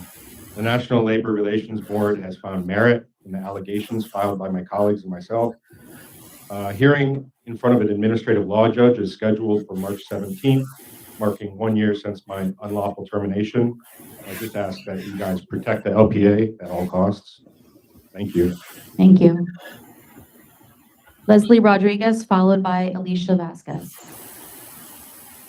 Good afternoon. My name is Leslie Rodriguez. I'm a 100% justice-involved, social equity, and economically impacted minority woman-owned applicant, OCM Retail 23001466. I've been fully compliant.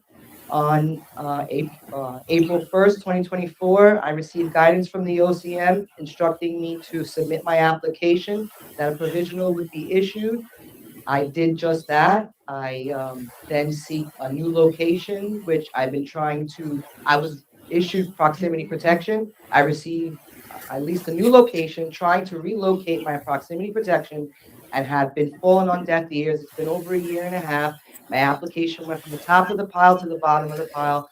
I recently received guidance stating that the only way I can relocate my application is if I was issued this provisional license, which I was told was going to be issued back in 2024.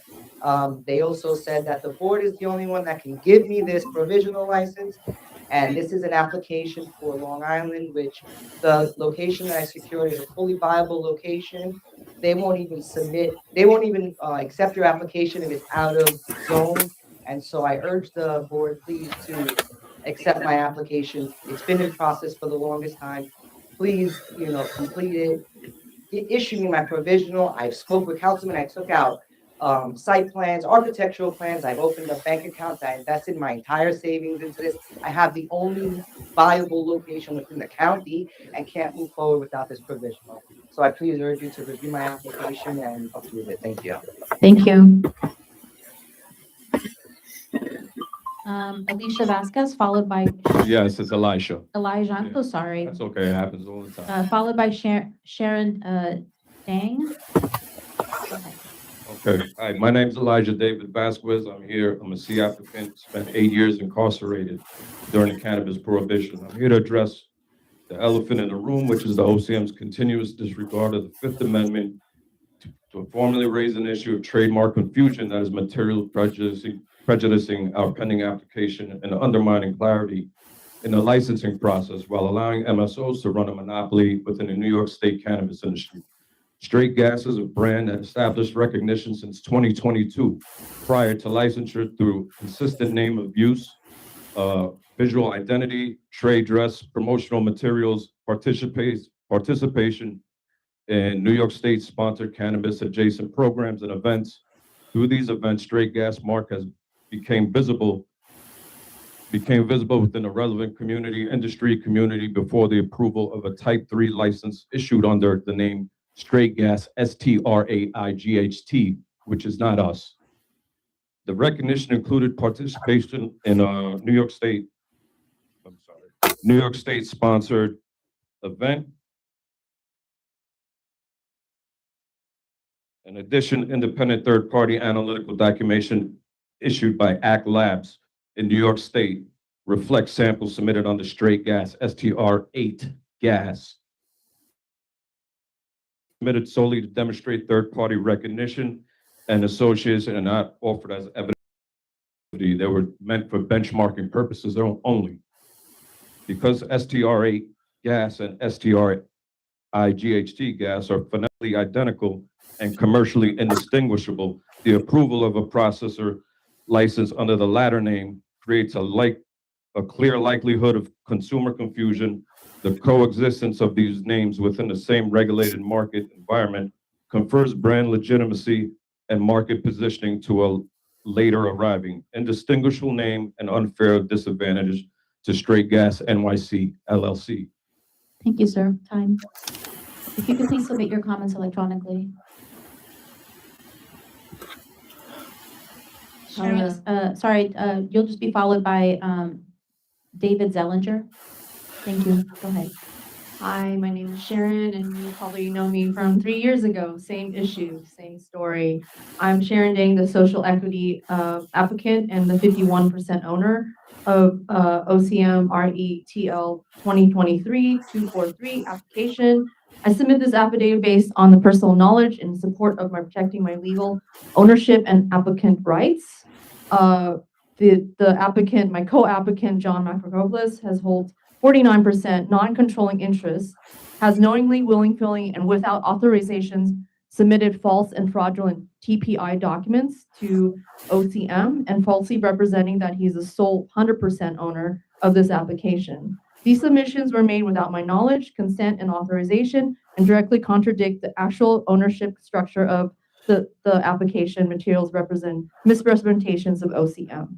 In addition, this applicant has actively solicited prospective purchasers and third parties falsely claiming that he's the exclusive owner of the application, and despite knowing that such statements are false, these actions appear calculated, divert, transfer, demonetize the license interest unlawfully and the violation of New York cannabis regulations. And despite my status of a C application and majority holder of this is denied access to application portal and preventing me from reviewing and contesting and correcting fraudulent filings submitted under my name and behalf of my application.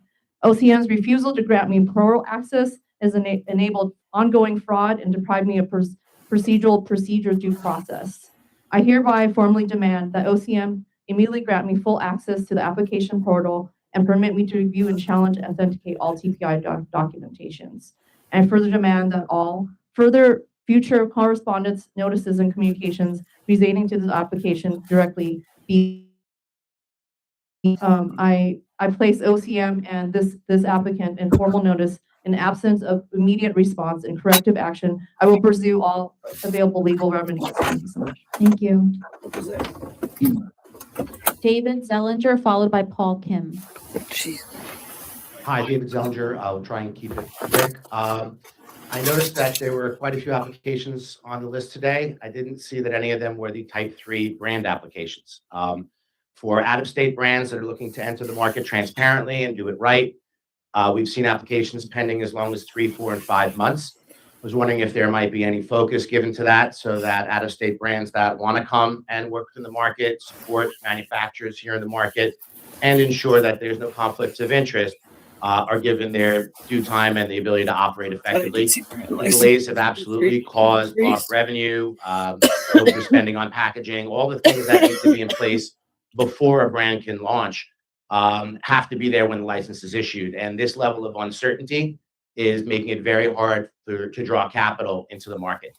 Hoping that we can remedy this and speed up this process for a non-plant touching application. Thank you.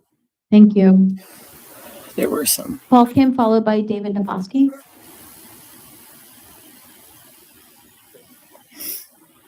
Hi, everyone. My name is Paul Kim from Peace King Farms. I was awarded a micro license in Hollis, Queens. The property I applied with was a retail storefront, but once I found out I could only sell what I cultivate, I had to move my license upstate because I could not afford to cultivate in Queens. OCM approved of my new location, and I successfully transferred my license to the township of Livingston. We have been attending meetings and public hearings since the summertime for our greenhouse project, and every meeting is about odor mitigation. We finally bring in legal representation because we felt we were being bullied, and ultimately they denied our project last night. I've been bleeding cash month after month since I have been awarded this license. I have complied with all of OCM rules, all legal boundaries, and even to all their unfair was asking for. They demanded best available technology, both carbon filters and vapor phase air scrubbing, which is best available technology, and they claim doesn't work. So we submitted research papers from universities and government agencies, which proved that these methods are the most effective. And we even agreed to hygienist odor testing 3 times annually, paid for by us. All conditions were met. Every technical detail asked for was provided, and yet they still denied me. They can't. There are farms down the street from Town Hall that don't have to do any of this. I asked my father to take out his pension for this, and I'm exactly where I started. I still can't even start. I bled out too much cash, and it seems this is what the township wanted all along. It seems like they made up their mind on making me go bankrupt and my father to lose his home. And I don't want to cry racism, but I'm running out of excuses for these guys. If I could talk to someone from OCM to explore my options, I would appreciate that very much. Thank you all for your time. Thank you. David Naponsky, followed by Emanella Venus Isacia. I need to find that guy to help them. Good afternoon, board members and OCM staff. I'm here again today beating the same drug. Deny it It if has it's been in nearly writing. 2 years since our dispensary opened, and there is still no effective enforcement against the illegal operators surrounding our store. In fact, there are 3 times as many of them as when we began. Our license is now up for renewal. At this point, it's not even clear we should renew our license. Why bother? We've been functionally abandoned by the state in an environment where it is not possible to operate sustainably. Further, we're being asked as part of renewal to submit a community impact plan with a budget as part of the renewal process. That's frankly insulting given our abandonment. I guess our budget will be all of our profits today, 0, which is commensurate with the state's level of effort to ensure that cannabis legal in the Bronx is sustainable. The situation is obscene. It should not be my responsibility as a private citizen to constantly lobby and strong arm the state and city to enforce their own laws. Ask a simple question. Do you want the legal cannabis industry or not? Second, the industry is united in opposition to the proposed unfunded mandate for item-level compliance tracking, so-called retail ID. While cannabis law does not prohibit this approach, it absolutely does not require it. The same compliance goals and statutory requirements can be achieved through batch and quantity tracking as in other states and other industries. This approach allows compliance costs to scale by batch size rather than unit count, which is something licensees can actually manage and control and optimize. Rather than the most expensive option possible, linearly on item count. There's no need for this, high cost of doing so, and extremely questionable value in doing so. We want the industry, we want seed to sale tracking, we just want it done smartly and cost effectively.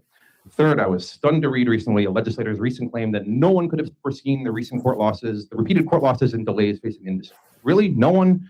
Many of us have been here for month after month for 2 years, begging the board to please follow the law every time we see it failing to do so. When unlawful actions are taken, whether they're after the fact rule changes, SOPA violations, or ignoring unambiguous statutory text, the costs and risks are not borne by the state, they're borne by the industry. The damage to people in the industry is entirely foreseeable, was foreseen, and warned about multiple times publicly. This ruins lives and needs to stop. Finally, license Shandu. That's ridiculous. Thank you, Tanya. Emanuela Venus Isaicha, followed by Walter Iwachi. All right. Good afternoon, everyone, and thank you for the time to speak today. For those of you who don't know who I am, my name is Emanuela Venus Isaicha. For the past 6 years, I've worked in cannabis workforce development as an educator, HR professional, and workforce advocate in New York City.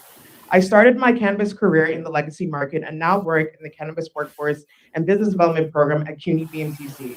We are now in our final 6 months of the 3-year grant-funded state initiative. We've served thousands of New Yorkers statewide through no-cost training and job placement.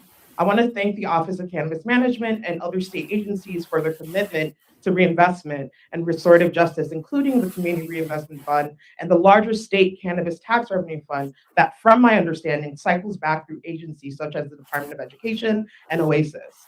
It matters to me to raise this while standing in the CUNY system, because at our sister CUNY Public Health, as I am a CUNY sister, a CDI resident, and this system changed my life.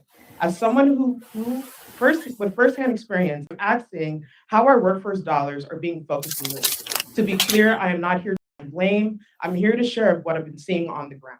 We constantly hear support about our great work in CUNY and SUNY, but sustainable paths for continuation and scale are often not discussed. Most of our programs have sunset rather than expanded. Cannabis in New York has generated nearly $2 billion in revenue, which demands permanent workforce education systems. As a career coach and instructor, I hear and educate about wage theft, delayed payroll framed as startup culture, lack of pay transparency, contractors treated as employees, and ignorance on basic labor law. As Metro continues to roll out with challenges, my concern is that the next wave of compliance will center workforce practices fines that many are not prepared for. My hope is that education comes before penalties. Thank you for your time and happy Black History Month. And cannabis history is Black history. Yeah.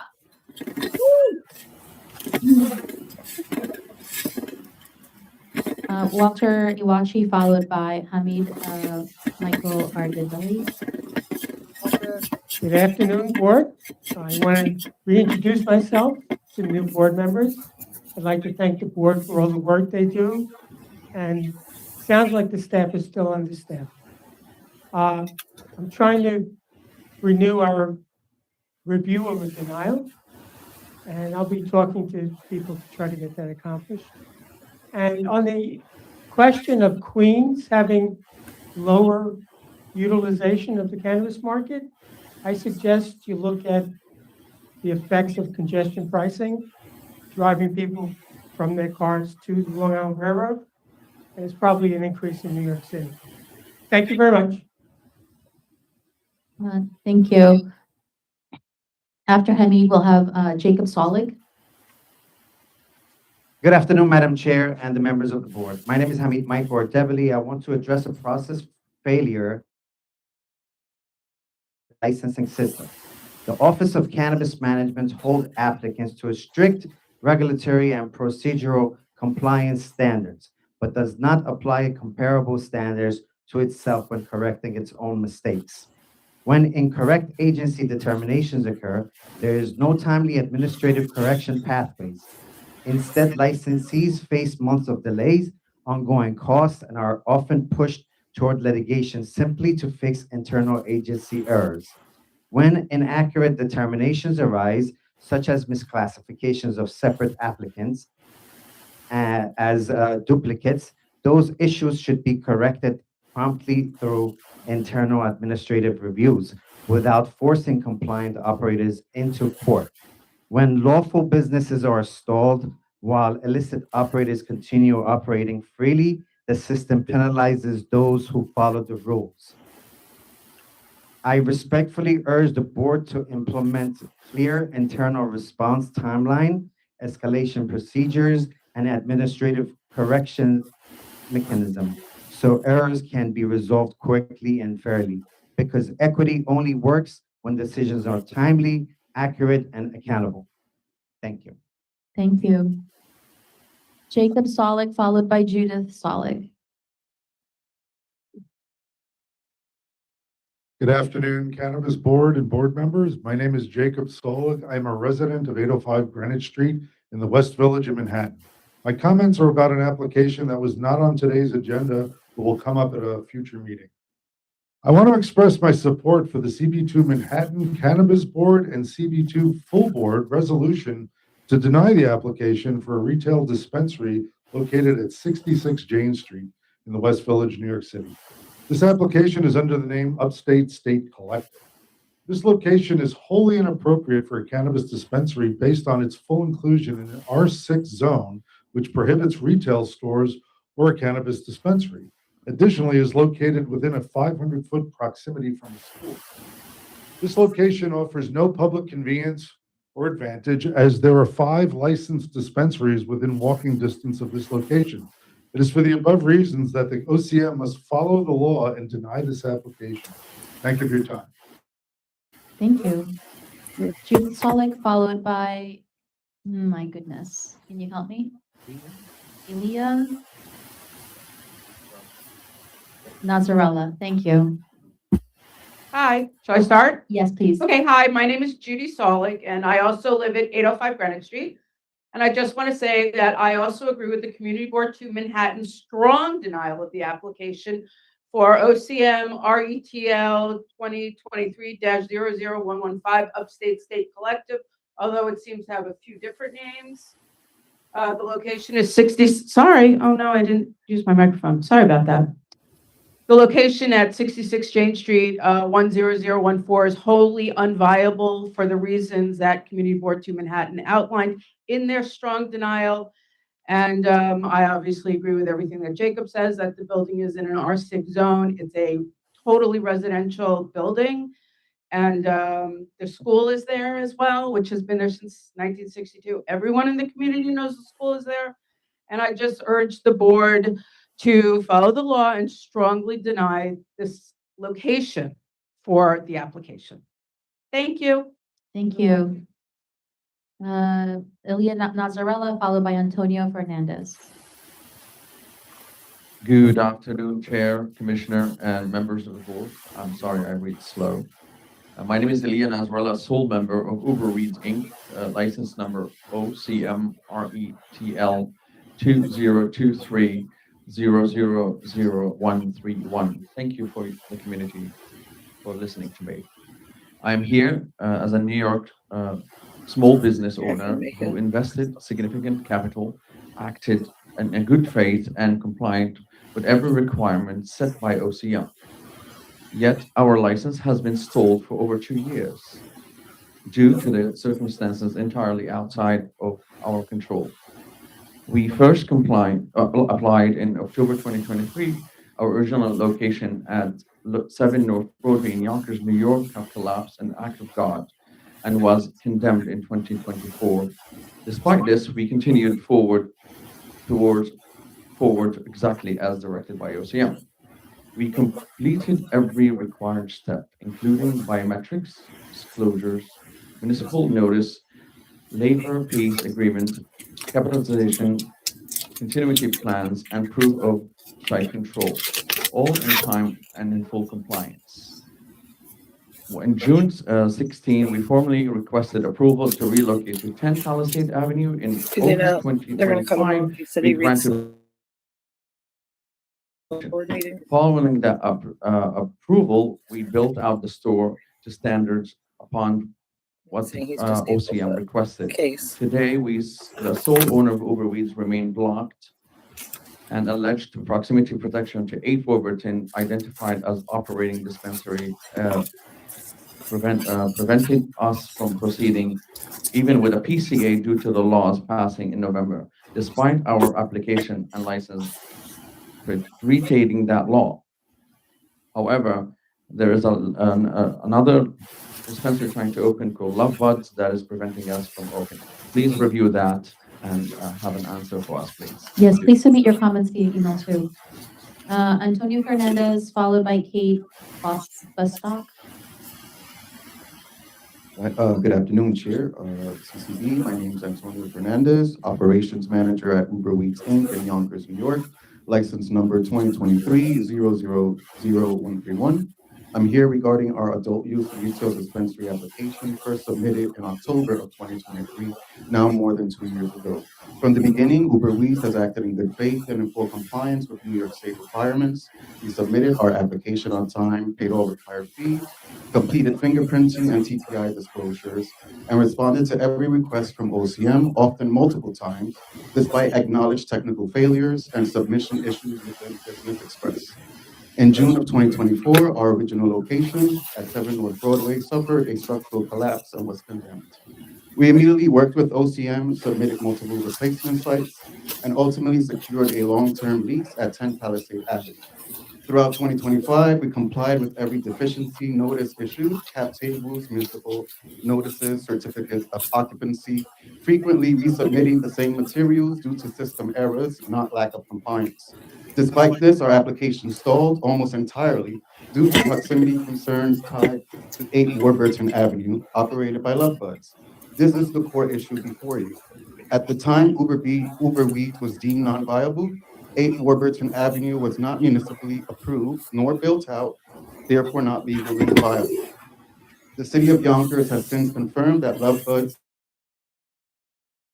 with no permits, no certificate of occupancy, and no lawful path to operation at that location. Yet that address was treated as an active protected dispensary, blocking both of our approved locations, while Uber Weeds, the only applicant with municipal approval, a completed build-out, and compliance systems in place, remain delayed. This has caused substantial financial and operational harm. Today, we are ready to open. Our store is built, compliant, and supported by municipal and elected officials. We are ready for an OCM walkthrough. We respectfully ask the board to ensure proximity protection.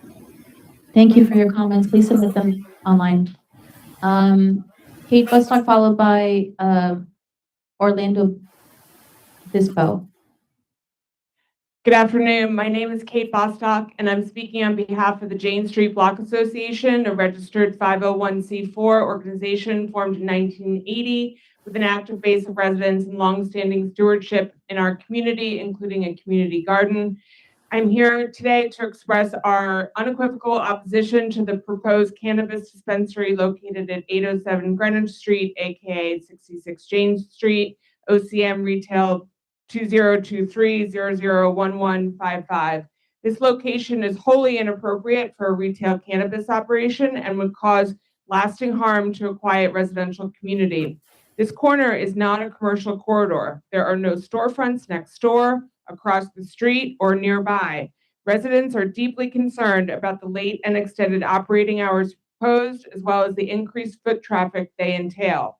These are not minor inconveniences. They are fundamental disruptions that would alter the character of this block and diminish quality of life for those who have called this home for many years. There is also the issue of school proximity. This proposed site is approximately 350 feet from the West Village Nursery School, well within the 500-foot buffer that the legislature enacted specifically to protect schools from proximity to cannabis retail. While enforcement of the 500-foot rule has been complicated by litigation and temporary court orders, these measures were not intended to protect already licensed operators from being forced to relocate, not to justify placing new dispensaries near schools. Approving a new license at this location would directly undermine the law's intent. Let me be clear, this is not about opposing legal cannabis dispensaries. Our community does not oppose cannabis businesses in appropriate commercial locations. What we oppose is placing a high-impact retail operation on a quiet residential corner, steps from a nursery school. If this application is approved, it will signal that residential blocks are fair game for commercial cannabis activity, regardless of school proximity, zoning, neighborhood character, or community input. Thank you. Thank you. Orlando Bispo, followed by Fernando Lendoff. Oh, okay, sure. Are we good to go? We are good to go. Hi, good to see everybody again since November. John, I'm so sorry, but I did tell you to your face to add the codes for interstate commerce, 2024, March of 2023. So pursuant to the statutes of 371, neither applicable or amicable under any reasonable degree of certainty under penalty of perjury, understand, right? So this is not how this goes. Again, I had 6 days to file all of my appropriate paperwork before the 20th, and I was illegally disejected from my real property. Excuses make fun for a thief who steals because they are starving. However, should they be caught, they must pay back 7 times what they have stolen, even if they have to sell everything in their house. By what authority do you think yourself superfluous to the Constitution, Article 4, 5, 6, 10, and 14? You are given the authority to create a licensure program to equalize, not to abrogate. And that was established in the 60s by Martin Luther King. Happy Black History Month, everybody. Hello, right? So that's not how this goes. You're not allowed. You're not allowed to apply your colorable public policy applied to private property and private land. You're not allowed. I forbade it. All right. And excuse me, but it is your responsibility as a citizen pursuant to the 10th Amendment to check the government when they are out of line. Okay. Or you can hire an attorney. That's fair. You have to be fair. Operate within the clauses, doctrines, and statutes. This is in district now.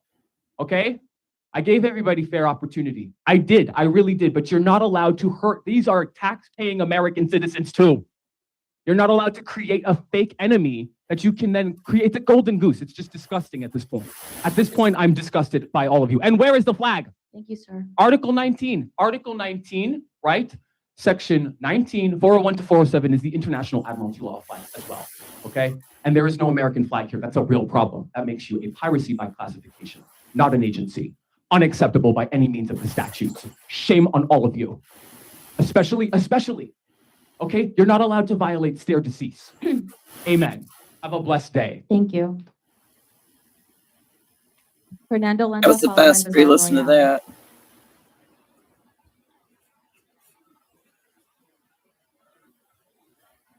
Oh. Hello, Fernando. Bizarro Royale. I'll follow. And he will be followed by Tafari John King.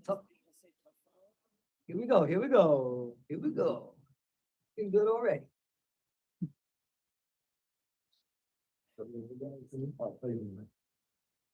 A lot of things that happened here today. I don't know if I even want to be privy to it. I just want to say my name is Bizarre Royale. I thought I was coming up on the calendar today. I see that I wasn't. I got a notification yesterday saying I wasn't. I actually appreciate that. Didn't, wake up and not get what I thought I was going to get. Frustrated.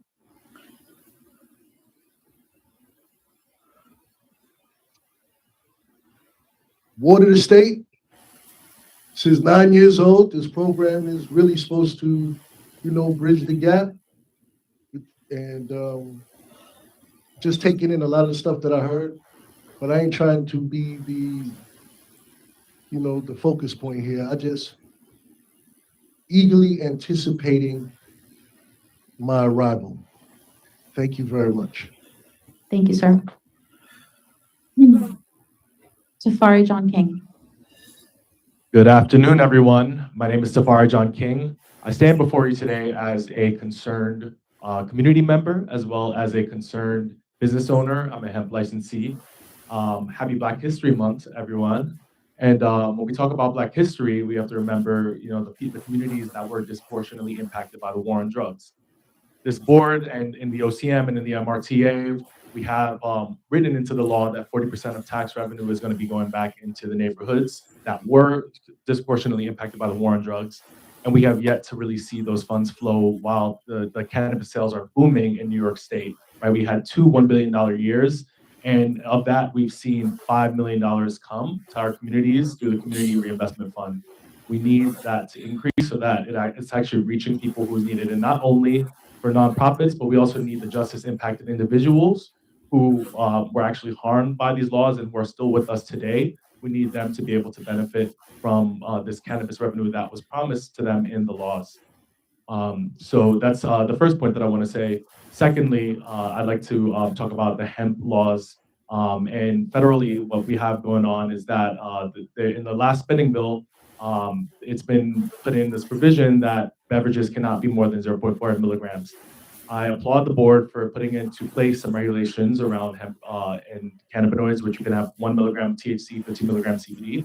My understanding is that you all did that to prevent the market from being flooded by out-of-state brands. However, the reality is that on the ground, these brands have already flooded our state. I can find them in my markets. I can find them in my delis. And me as a hemp licensee and business owner, I'm left with two options. Do I not comply with the OCM's rules, or do I comply and there's this burden of having to put 15 milligrams, 16 milligrams of cannabinoids when I maybe want to just put less CBD? So I ask you all to take swift and decisive action when you're considering these regulations, as potentially this will roll into the adult use market, and we want there to be more access for adults to be able to access hemp beverages throughout New York State. Thank you. Thank you very much. Jared. Oh, I'm so sorry. Jared Spindle. I'm so sorry. It's hard to read. Hello. All right, so thank you for giving me the opportunity to speak today. Allow me to reintroduce myself, Jared Spindell, the florist, Empire Flower. I collaborated with my friend Teddy Roosevelt to read this passage to you today. It is through struggle that we stand tall. Theodore Roosevelt said, "It is hard to fail, but it is worse never to have tried to succeed, because real defeat isn't in the setback. It's choosing safety over purpose." Freedom and progress are never handed to those on the sidelines.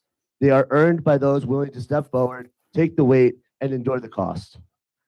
Today we did that. Thank you to the board for correcting and updating some of the things that we've been going through. We dared when it would have been easier to retreat. And as Roosevelt said, it's far better to dare the mighty things to win glorious triumphs, even though they are checkered by failure at times. This victory is not just the outcome, it is the process of refused abandon. And I want to say clearly, we did not get here alone. To everyone who stood with me and against me, who showed up, who held the line, this victory is yours and our flowers. Because we only triumph together. Now we look forward with that same courage. We will dare again, we will struggle again, and in doing that, the future will be our future triumphs. Stand with me, I stand with you, because this is only the beginning. Thank you. Thank you very much. Thank you to all the public commenters today. Excuse me. This concludes the meeting for today. Note that the meeting time and location for our next meeting, which is currently tentatively scheduled for March 5th, will be posted on the website. And with that, can I have a motion to adjourn? So moved. Thank you very much, everyone. Have a good day.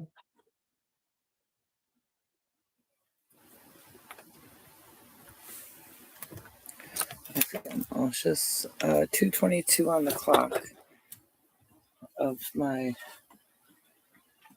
YouTube.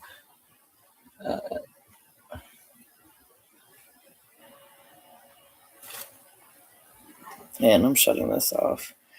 Now I'm ending the actual meeting, and it is YouTube 121. Interesting. Anyway.